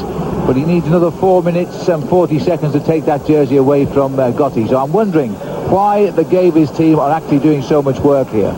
Well, because probably it's a tailwind at the moment and everybody feels quite fresh. They're pushing the speed along quite high. The speeds are 45 and 50 kilometers an hour today. The wind is coming from the back. But also they've had a lot of help from the Novell squad of Jamaluddin Abdjafarov, who lost his lead yesterday to Mario Cipollini. So they're not having to do all the work themselves, and there are several other teams coming up as well. And Novell team also thinking, as Paula says, for their little sprinter, because he is sprinting well. Let me take you through the early skirmishes today, because we've had 4 climbs, and on those climbs, and now we have a new leader in the King of the Mountains competition. Poor old Francois Simon, the leader since the race started, I'm afraid has continued to stay out of the action because of sickness. And today it is Dmitry Konishev who has ridden so well. He was second over the first small climb, second over the second climb, then he won the climb of the Côte d'Eur, and then he was third over the last climb of the day at about 100 miles covered. And that has given him the lead in the King of the Mountains by a single point ahead of the winner of the title last year, Richard Virenque. And in fact, Konishev, the very first ex-Soviet rider to win a stage of the Tour de France back in 1990, now becomes the first Russian rider to lead the King of the Mountains competition. He received that polka dot jersey when he gets down to the finish today. But the field now concentrating on the attack of Rolf Yerman. He broke clear at around about 100 miles covered. In fact, he was the winner of the last climb of the day, and he went clear of the field. There was no immediate reaction. He then built up a lead of some 2 minutes, and that is the situation now as the field here try to bring him back. Phil will be back for the final 25 miles. Still a long way to go in stage 5.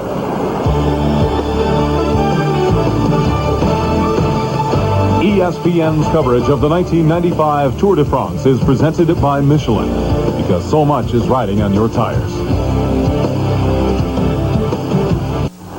We're just over 130 miles into today's stage 5. Ralph Yerman is out in front of the peloton by over a minute. Team Gevis and Team Novell lead the peloton in pursuit. And this is Rolf Yerman, a Swiss rider who has had a very, very good professional career. In fact, Rolf turning professional back in 1987.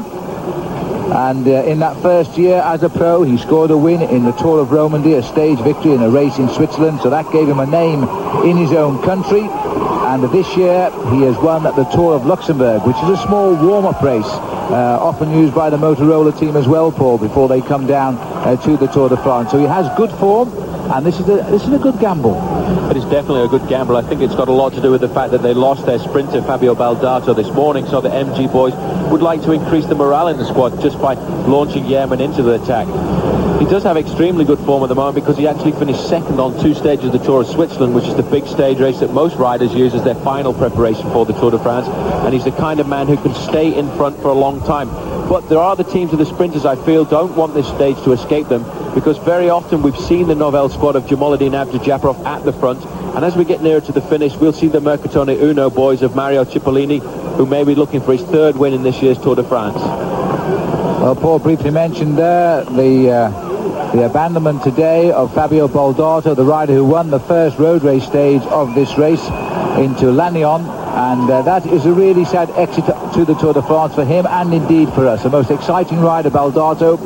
But after that crash yesterday in Le Havre, he was the worst injured in that pile-up into the barriers there, just about a mile from the finishing line. He, in fact, that evening had 12 stitches put into his face, and he was in trouble right from the start today, and in the end he climbed off and said, I can't go any further. And while I've been telling you this little tale, up on our video screen here at the finishing line comes news of the abandon of the champion of Belgium, who was also injured in that crash yesterday, Wilfried Nelissen. So Nelissen, who went out of the Tour de France last year with a crash on the first stage, now goes out again after a crash this year. A really bad luck indeed for those two very good riders. And a sad move also for the Lotto squad from Belgium, because now they've been robbed of 2 very strong riders, and they're going to have to count on Andre Schmil, who is not much of a sprinter, but he'll be looking to try and get away in little breakaways. And you can see, looking at the main field here, the Novell squad from Holland coming to the front, helping the Gaywers boys to keep the speed up, and the time starting to tumble now. 1 minute 29 was the last check. All the many faces in the 95 Tour include that of Fabio Baldato. If you remember, a couple of days ago, he won stage 1. Yesterday, this is just after the crash, got back up on his bike, Band-Aids and all. He started stage 5 today, stitches and all, but had to abandon about halfway through. That's the Tour de France. Who's wearing what? Well, Ivan Gotti has had a difficult pro career, but wearing the yellow jersey makes it all worthwhile. Mario Cipollini won yesterday's stage, as well as the green jersey, as the Tour's best overall sprinter. And Francois Simon, the mountain climber, doing the best job on these early hills. He gets polka dot. All right, let's get back out on the course now with Bill Liggett. Well, you can see the speed of the field here now. They're passing through Saint-Omer, which puts them around about 50 kilometers, slightly less from the finishing line in Dunkirk, and they really have shown no respect for the distance at all today. The longest stage of the race, we expected them to come in behind schedule, but quite to the contrary, they have raced this very quickly indeed. They were averaging for the first 2 hours of the race slightly over 25 miles an hour, and they've improved on that as the day has got longer. The finish a lot better for them in Dunkirk, and a lot less hazardous, I think, than it was for the arrival yesterday in Le Havre. Mario Cipollini has been in the thick of the action for the sprints along the road, and of course all those sprints also count towards the green jersey competition, and he's in the lead in that competition on the same points at the start this morning as Jamaluddin Abdou-Japarov. The only reason they gave the green jersey to Mario Cipollini to wear today is because he has won 2 stages and Abdou hasn't won any. Now competition will hot up over the next couple of days too, but the big question mark about Mario Cipollini is he didn't finish the Tour de France 2 years ago when he was riding so well. He had the green jersey. He didn't finish the Tour of Spain this year when he was leading the points competition there, so maybe in the back of Jamaluddin Abdul-Jabbar's mind he's thinking about the fact that Cipollini may get a lot of points in the first part of the Tour, but he hasn't finished a major Tour for a long time. Yes, indeed. He's never finished the Tour de France, and I think Abdul-Jabbar better rely on him not doing so again this year, because he really is sprinting so very, very well indeed. He's had 16 wins now this year. But we're with the leader of the Tour on the road, Ralph Yearman, the former champion of Switzerland. Last year finished 73rd overall in the Tour de France. He is an above-average climber, this rider, and if he did gain time today, he could expect to have view his race for a little bit long-term more so, I think, than Ivan Gotti, the Italian leader, by that single second this morning. And a telltale sign there for any rider, the fact once you see those cars, the press cars starting to come by you, you realise that the main field is starting to blow down against you. They're going alongside the river here at the moment, which is a strange name, and the main field picking it up, and it won't be very long before they'll have Rolf Yearman in their sights. So with big Guido Bontempi keeping the action, keeping the Gavies team very much in the picture. The yellow jersey, for the moment at least, still rests with their man Ivan Gotti. We'll take a break. The 95 Tour de France on its home field. The French Flanders as Stage 5 continues. You know, there's a lot of action up at the front of the peloton, but with the individual time trial coming up on Sunday, no reason for the favorites to get into any trouble, including Yevgeny Berzin. He's only 27 seconds off the leader. Sunday, a good opportunity to make up that time. The cool, confident Miguel Indurain, for now enjoying a nice quiet ride in the country. Up ahead, American Lance Armstrong, trying to learn how to win the Tour de France. Our teammate covered the Tour for the first time the year Lance was born. Here's Phil. And the long peloton in beautiful open countryside here now, and wheeling in at Rolf Yearman, painfully slowly, but he is coming back towards this field, and I feel that, Paul, and I really don't think that he's going to survive now to Dunkirk. I feel that he definitely won't, because his time gap is now down to round about the 1 minute mark. I did just notice his teammates from the MG Magnifico team moving up to the front to try and discourage the riders at the front from lifting the pace too highly, and it may well be that it will prolong his pain for just a little bit longer. The mass field, the riders all staying together with the exception of Rolf Yearman on this long but very quick stage, because the wind has largely been helpful to the race today. And the sun has broken through at last after a rather overcast start, and that always lifts the motivation of the field. This looks like Leon van Bon at the front for the Nobel team, and he's helping the Gavies boys here because he wants to close this breakdown as well to give Abdul-Jabbar a chance at the finish, and also their other good sprinter who's having his best start to the Tour for many years, Frédéric Moncassin. Moncassin, by the way, had the most unluckiest start to the Tour last year because he didn't start. He fell off the presentation podium and broke his ankle and didn't actually go to the start line at all. Well, one or two ideal ways to see the Tour de France in this area is by boat, and this man here has obviously studied his route map well early this morning and decided this would be a great way to get away from the crowds. Well, that was a brief glimpse of Rolf Yearman, who's doing well to hold off this concerted effort now by the big peloton. But Yearman, a classic winner a couple of years ago when he pipped Gianni Bugno at the end of the Amstel Gold Race in Holland.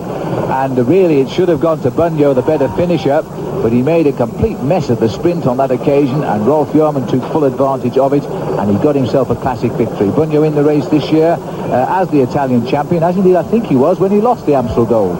He was indeed. He's been twice the Italian champion. A superb rider, and I think he may well be a bit better this year in the mountains because he just seems to have changed around a little bit. He's changed teams. He had so many problems with his team last year, the Polti team, and the change seems to have actually had a benefiting effect on his whole morale. Well, there were 21 teams with 9 riders each at the start of the Tour, and now there are only in fact 10 teams left in this race who still have a full complement of riders. And this really, to these characters, after only 5 simple road racing stages and a prologue time trial. So goodness knows what we can expect when we move down to the Alps next week after that time trial on Sunday in Belgium. But Indurain said this morning, Miguel Indurain, that he felt already there were a lot of riders in this race feeling very, very tired. And he was wise to keep out of trouble yesterday, that's for sure. And that's sure. I think that's reflected in the number of crashes that have been. Whenever you get a Tour de France where there are a high number of crashes, it reflects the fact that there is a general fatigue in the whole main field. And that's what's happened over the last couple of days. Going through smoothly on the outside there, Mark Bouters, a rider who found his form in America's Tour DuPont this year, and passing through nearest camera there was his teammate Franz Massen. But the Gavies boys are happy to keep this pressure on. Gabriel Colombo, who occupies a high overall position, number 15, working with Novell. So it does seem, Paul, that these two teams have got their act together and are quite happy to keep the pace up as well. Definitely. The time split now is down to 38 seconds for Rolf Yerman, and it won't be so long, there's confirmation, before we see Yerman coming back into the fold. But Abdulaziz was one of the big losers in yesterday's sprint because he didn't score any points in the final dash for the line, and that is how Mario Cipollini managed to move up. I think today Jamaluddin Abdul-Jabbar would like to put in a good finish to try and get that green jersey back again, because he doesn't like giving it away, and he has held that 3 years. He's won that green jersey in the Tour de France, and he would like to go away again with another victory. And a beautiful part of northern France this is. This is about the closest the race will come to Great Britain this year. Last year, when they arrived in this area of France, they jumped onto the new shuttle train underneath the English Channel and popped up in Brighton, where they rode 2 stages in Great Britain, and how successful they were, with 3 million spectators watching the 2 days of racing on British road. But not this time. They'll be turning away tomorrow and heading towards Belgium and Charleroi. Fill that for stage 6, another 126 miles. But the days for the Flatlanders are beginning to roll away as the 95 Tour continues.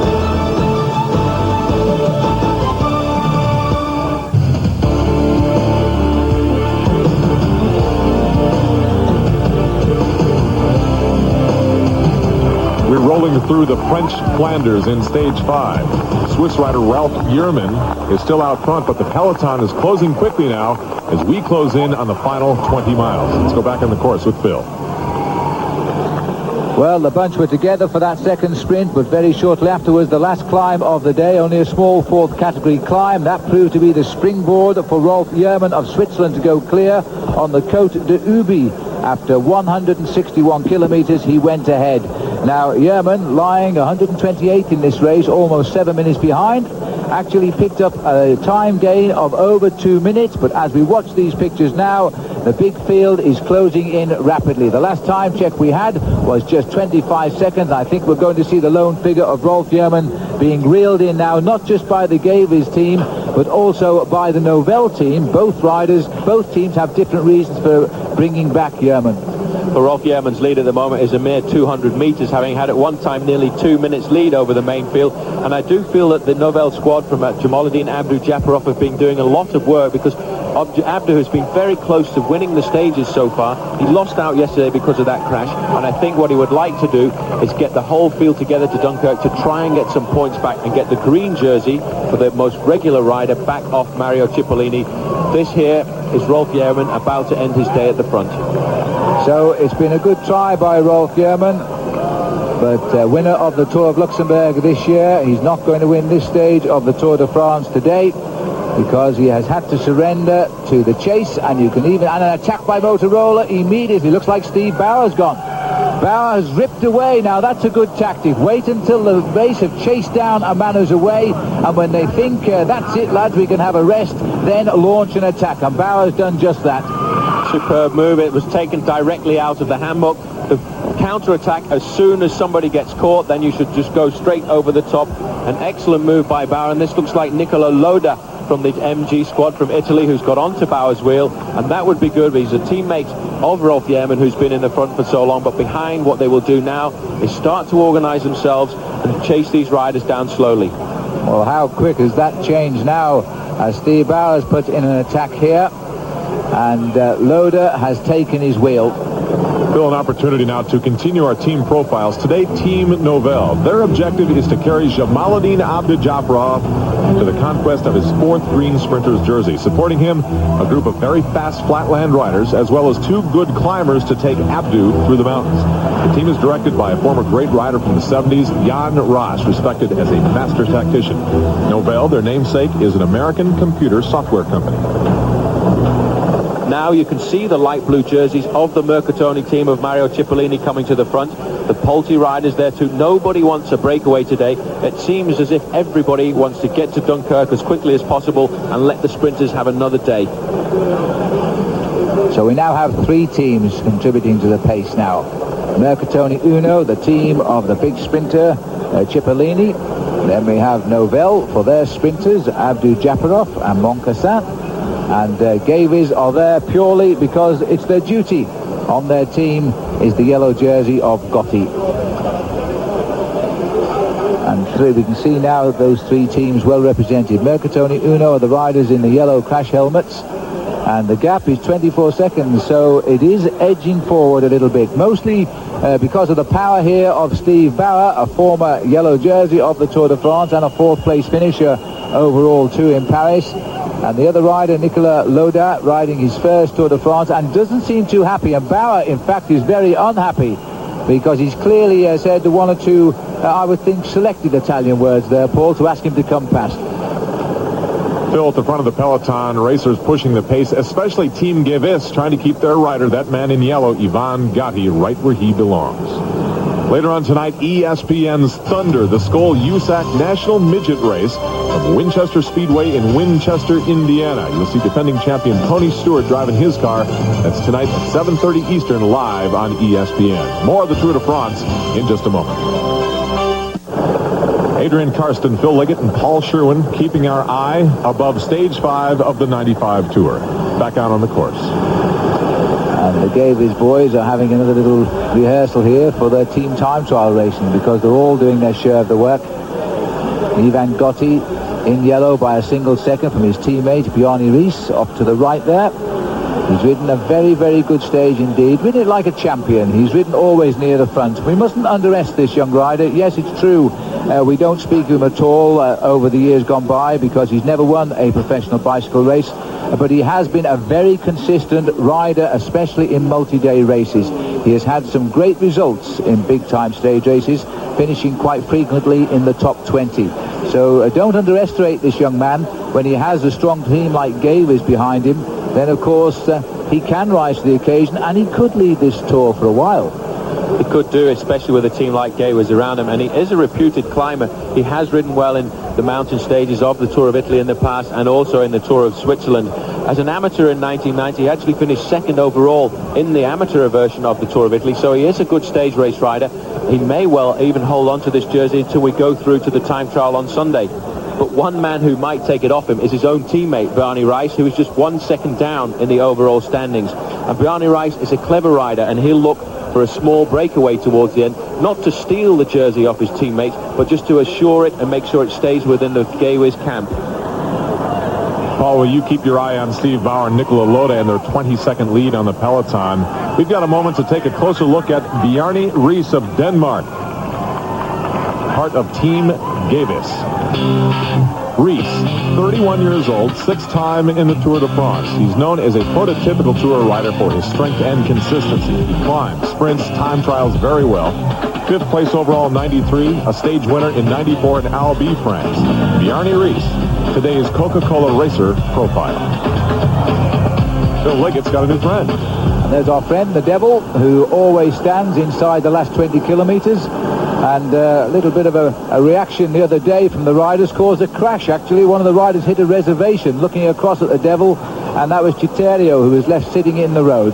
But it looks as though they are thinking twice here about continuing. I think they looked over their shoulders there and they noticed that they weren't opening up any gap at all and figured that at the moment they really are making a useless effort. You see, both riders have been trying for the last 10-15 kilometers to get a gap, and it's all come back together as we look at them now. So the attack has come back with 17 kilometers left to go, and now everybody's going to start throwing the power into the moves. They'll try to break the grip of the sprinters. Well, this man in the white jersey at the front is Francis Moreau, and every time we've got towards the finish recently, he's tried to get clear. He was the man that we saw on that first open stage there who went down the wrong side of the barriers and lost the chance of taking the yellow jersey. But yesterday he attacked 20 kilometers from the end and tried, but it was just so tough with that headwind and the climbs towards the end that he got reeled in. And he's a man from the north of France and would love to try and win here. Well, earlier on today, one of the riders from the region, Bruno Thibault, was allowed to go ahead and meet his family on the roadside. A great tradition with the Tour riders, providing you promise not to attack. They will allow you to leave the big field and go and say hi to mum and dad and the family. But then you must wait and let the race catch you up again. And there's a tyre here gone down, and this is a puncture to the Castorama Duran. And Duran, well, it really has turned out these last couple of days not to be his Tour. The first 2 days in yellow. Yesterday he decided to drop off and nurse back to the race two sick teammates and lost nearly 14 minutes in the process, and now he's punctured when the race is completely flat out. That was unfortunate for him, but it was a pretty quick wheel change, and I think he'll be back in the main pack before the finish, unlike Laurent Jalabert yesterday, who came down with 2.5 kilometers from the end and was unable to catch back. I think Duran will be credited with the same time as the main field, because there are 1 or 2 cars behind the race here, and you can see as they come by, Duran will actually use the slipstream of those cars to get back into the main fold. The commissaires, the race referees will look the other way as long as he doesn't exaggerate too much. Right, I think the rule states you're allowed about 50 yards behind the car, and then you must move out and get on with the return to the peloton, and they will look the other way. I think that's a very fair and just thing to do, simply because a puncture really isn't the fault of a rider. They don't apply that rule, by the way, if the rider comes off the back of the main field because he is tired. Then they are very strict. Then if you try to take pace from the car, you can be disqualified from the Tour. So, Phil, Jackie Durand of Team Castorama having his problems here today after wearing yellow a few days earlier. Tomorrow he joins about 170 other riders for Stage 6, 126 more miles. We're going into Belgium tomorrow. Our coverage begins at 3 p.m. Eastern, 11 p.m. on the Deuce. We'll be back with more of Stage 5 in just a moment.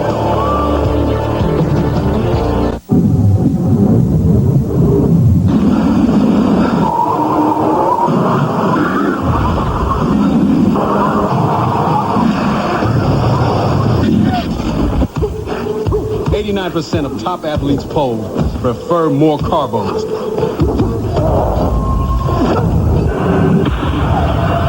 With 33% more carbos than Gatorade, it's Powerade. And Romeo, Romeo, wherefore art thou, Romeo? Again, please. Again? Again. Art thou bored? Yeah. Step into a Slim Jim. Turn to the spice. That baby juicy taste. You know excitement. Step into a Slim Jim. In this Stage 5, the rider's pace has been about 45 minutes ahead of schedule, and they're still getting faster. This is the same thing that happened yesterday right before the crash. And this has been a crash again, and look at this, because this is Duran on the floor now. Now, what on earth has happened? He was chasing, and all of a sudden, and here's what happened. Duran, trying to get back to the main field, has overcooked the corner here, and lost it and gone down. And my goodness me, again lucky that the following car did not hit him. Well, that is a terrible shame for Jackie Duran, but it is amazing how riders are falling off in this year's Tour de France. Well, that was dramatic for Jackie Duran. He was the man who saved his two teammates yesterday, and you can see the morale of this team. Two riders have stopped straight away. That's Emmanuel Magnan, who's waited for him to try and pace him back into the field. But what a disastrous start to the Tour de France the Castorama team from France are having. After the wonderful start when they had the yellow jersey, they've had every sort of bad luck thrown at them in the last 3 days. Magnan waiting there for Duran. Another ironic twist in the tale of this year's Tour, because yesterday Duran waited for Magnan.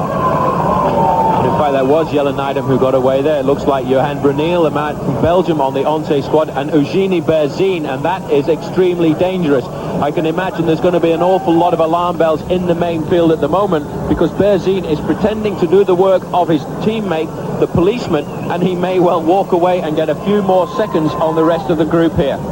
Well, this is a move, really, because the other big rider in pink there is Johan Bruneel, and the fourth rider is Francis Moreau, the man we were talking about, setting the pace at the front. So we've got Francis Moreau of Gann, Berzin of the Gavies team, Bruneel of Once, and Nydam of TVM. And when you have 4 different teams on the attack, that means you've got 4 teams trying to block the reaction behind. There's Nydam going again. Former winner of the Prologue and a number of stages, 5 in all in the Tour de France over the years. This is a cheeky move, and hats off to Evgeny Berzin for doing it. Phil, let me quickly bring us up to the minute with the Michelin race summary. Of the 177 riders that started today, we've now lost 2 more as Fabio Beldato and Wilfried Nilsson both dropped out. Steve Bauer and Nicola Loda's breakaway lasted for 15 miles. They've now been caught. And with less than 10 miles to the finish, surprisingly, Evgeny Berzin is on the attack. 27 seconds out of first place. Well, 24 seconds off the yellow jersey of Gotti, Johan Bruneel in pink in the lead, but the field have quickly calculated who those 3 riders are up there with Nydam and decided it was too dangerous to allow any leeway at all. But that was a nice move by Evgeny Berzin, and that to me is a man who has thoughts on doing something in this Tour de France, and Indurain will have taken note of that. Just a little rattle of the cage of Miguel Indurain there, just a little bit of psychological warfare to say, you've been looking at Tony Rominger for the last couple of years, but don't forget to think about me when we come to the mountains. I've beaten you before, I've beaten you in the Tour of Italy, and I've come back this year in the Tour de France to try and dethrone you from the top. Paul, look at Miguel Indurain at the front of the peloton. Don't be deceived by this. This man is the master of playing mind games. Remember Berzin's attack up front? He's just matched him. We'll be back.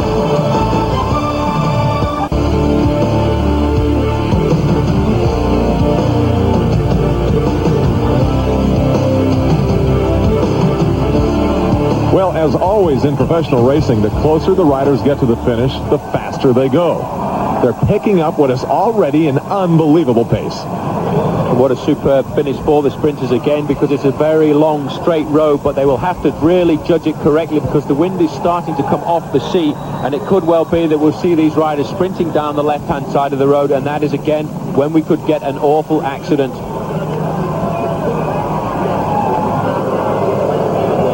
And if you just watch the riders in the heart of the bunch here, see how they're all trying to reassess their positions and move forward.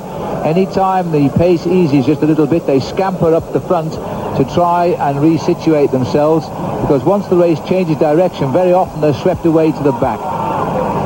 This is something you don't see very often in the Tour de France. Over the last 3 or 4 years, we've never seen the Banesto squad in the first 10 days of the Tour. They've always sat back. They've let the teams of the sprinters do the work on the flatter stages. But over the last 2 days, when we've come into the final kilometres, Miguel Indurain's team have been omnipresent at the front, doing an awful lot of work. This is Francis Moreau again trying to get clear. This man wants his stage. He wants to get a stage victory. Gann have lost Chris Boorman. They lost the French champion Eddie Seigneur. And now Francis Moreau is the man who wants to get clear and get a stage victory.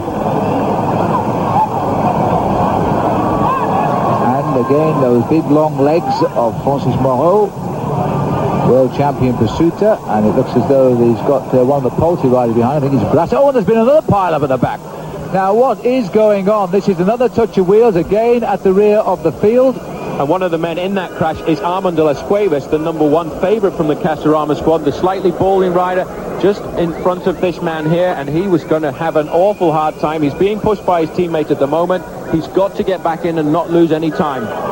And de las Cuevas only just returning from a broken collarbone as well, and he is down once more. This is amazing. But the riders quite clearly are nervous and not paying attention, because it is a real scrabble to hold on to this big field today. They are going so quickly, and yet the streets are wide, Paul. You can't criticise the route today. The reason is, I think, Phil, because a lot of these riders are tired and they're looking for as much shelter as they can. As soon as the speed slows down, though, it's Claudio Chiappucci, El Diablo himself, who says, "Okay, boys, it's my turn now." Claudio may have heard the sound of twisting metal from the back of the field and decided he'd have a little dig. Well, here he goes. Strangely enough, the man who actually closed down the gap there in third position again is Miguel Indurain. I have never seen him riding so consistently near the front in the flatter stages, and I mean his 11th place yesterday was quite incredible. And this is Eric van der Arden now having an attack at the front too, but you don't really attack straight off the front of the group like that, Eric, because the whole field can see you do it. The best place to attack 3 or 4 men down the line and come out with a little bit of a surprise. And immediately, I think it's Indurain himself who's moved up there and limited the attack of van der Arden, and I think Miguel has got himself back on the front. Oh, certainly. There's a slight slowing down in the main field now, as you can see them bunching at the front of the main pack there, coming into the corners around the port of Dunkirk area. It won't be very long before we see them down on the finishing line, and the man at the front in the red, white and blue jersey of Banesto is Miguel Indurain. Paul, he is the master of the peloton. Playing it smart, right out front, out of trouble. We'll be right back. With less than 5 miles to go, a small cluster of riders is trying to get ahead of a peloton to avoid the final blast to the sprint. Here's Paul Sherwen. There's a small group going off the front here, and I think that blue and yellow jersey there is the shape of Eric van der Arden, the Belgian, who we've seen attacking an awful lot over the last few days. And he was a rider who only was called into the Tour de France the eve of the start because of replacing one of the riders in the event. So van der Arden comes through, and that looks like Olaf Ludwig, the big sprinter, who's now powering away. You see his left leg bandaged.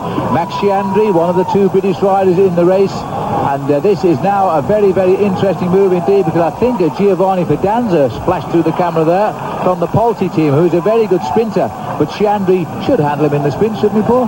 Chiandri's an excellent sprinter, especially from a small group like this. But Olaf Ludwig was one of the fastest men in the world, and we've got now a breakaway of sprinters, so this is quite incredible. Eric van der Arden has seen the gap, he's seen them looking at each other, and he's decided, I'm not waiting, I'm going to try and go it on my own. And this is an excellent move by van der Arden.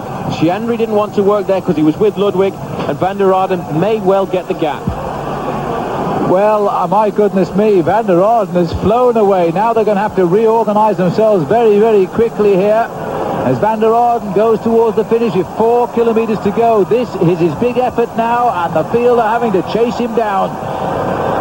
It's going to be extremely difficult for Eric van der Arden to stay away on roads like this, because you can see they're very long and very straight, and the whole field have got their hair in front of them. They will chase him down as much as they can. The sprinters will try and organize themselves, but there seems to be an awful lot of chaos in the main field today. Mercatone Uno, who have controlled the races over the last few kilometers in the last 2 days, seem to have left it to the other teams, and the main field spreading out all over the road. Cipollini will be in there somewhere looking for a lead out. Well, if you spot Cipollini before we do, he's the rider in the green jersey as leader of this race on points, but to keep it today, he must finish ahead of Jamaluddin Abdu-Japarov in the finish, because they are equal on those points scored. There's the figure of Eric van der Arden. Sorry about the little bit of picture breakup you're experiencing. This is due to the live microwave link-ups that we do to the helicopters to bring you these pictures. And Eric van der Arden, I'm afraid, will be seeing a breakup of different type now. Stars in his eyes, I would think, because the race is all around him at the 3 kilometre to go point. Well, it's all over there for Eric van der Arden. If there could have only been 1 or 2 more corners, he could have used the fact that he was a lone leader in front of this whole pack to open up a little bit of a gap. But the speed with which everybody was coming, he could not resist for too long. Gianni Bugno, the Italian champion, trying to go clear now, followed by one of the Once riders. Looks very much as if that might be the shape of Neil Stevens, the Australian rider, who's done an awful lot of work on the stage so far. Yes, I'll go with that. It looks as though Stevens has got the wheel of Bugno to try and pull him back into the field, because Jalabert is Stevens' sprinter, and he's the rider he would like to see make the most of this. But Indurain again is still mixing it. He is lying in 3rd place. There he is, watching everything, you know. And Indurain has never won a road racing stage of the Tour de France since he started his winning sequence of the Tours in 1991. All of his stages have come in time trials, and I wonder if he wants a road race win. Well, I wonder if he does, because he's actually had a couple of sprint wins this year in some of the lesser races in Spain, and it may well be that Miguel thinks he's strong enough to take on the sprint at the moment. 2 kilometers to go. He's riding at the front. He's riding like a man possessed, as if he is looking for that stage victory, but he can't rival the speed of a man like Mario Cipollini. Neil Stevens at the front at the moment in the pink jersey, followed by Yaroslav Ekimov, the Novel rider from Russia.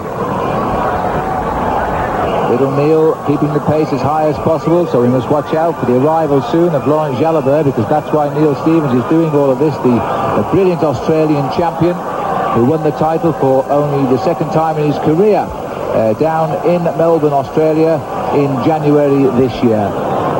Phil, Adrian trying to do two things here. Match Berzin's effort in his breakaway earlier and pilot the peloton to keep himself safe. We are in downtown Dunkirk. The English Channel has become the shores of the North Sea. Let's go up to the finish line with Phil Liggett in the final call.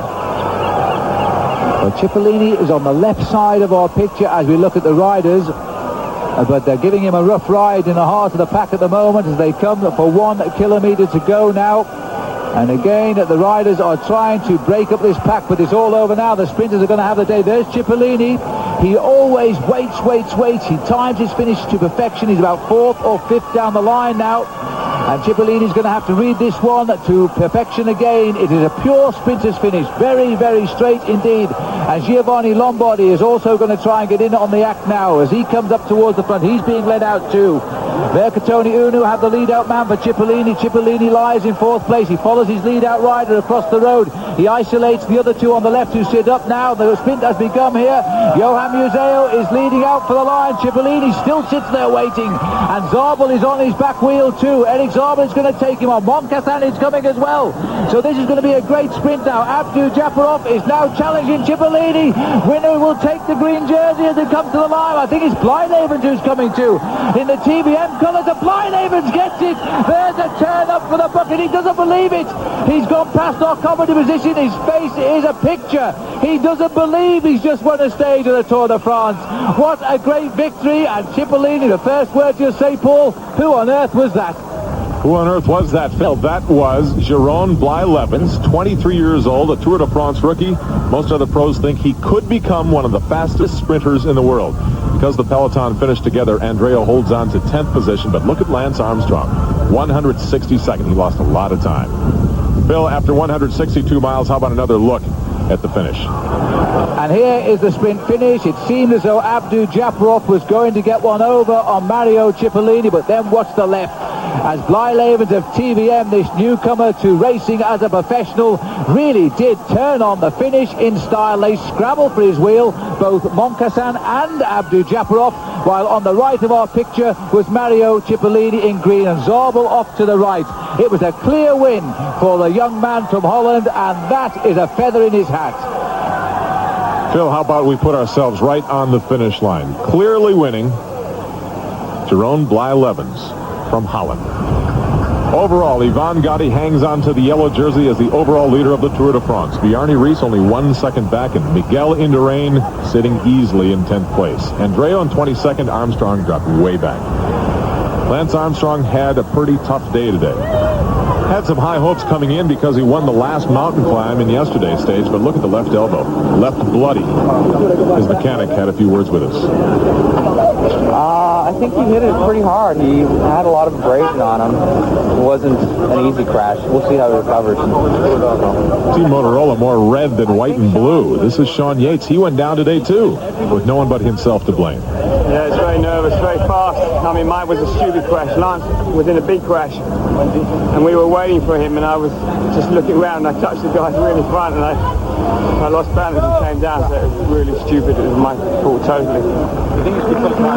One wearing the smiles today, Yvonne Gotti, for the second day in a row, takes his place on the podium as the overall leader of the Tour de France. That jersey fits a little bit better today. The world's greatest cycling event has now traveled 601 miles with 1,658 still left to go. Be sure to join us tomorrow for Stage 6 as the tour starts in Dunkirk and ends in Charleroi. Coverage begins on ESPN at 3 p.m. Eastern Time, 11 p.m. on ESPN2. You think your favorite sport is intense? Take a look at this. After 163 miles, 23 years old, Jeroen Blythe. For Phil Liggett and Paul Sherwen, I'm Adrian Karsten. We'll see you tomorrow.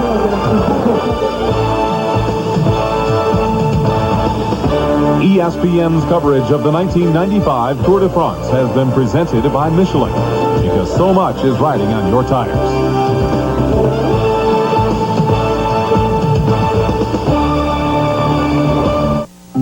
the 43,000 people of Northwest Airlines.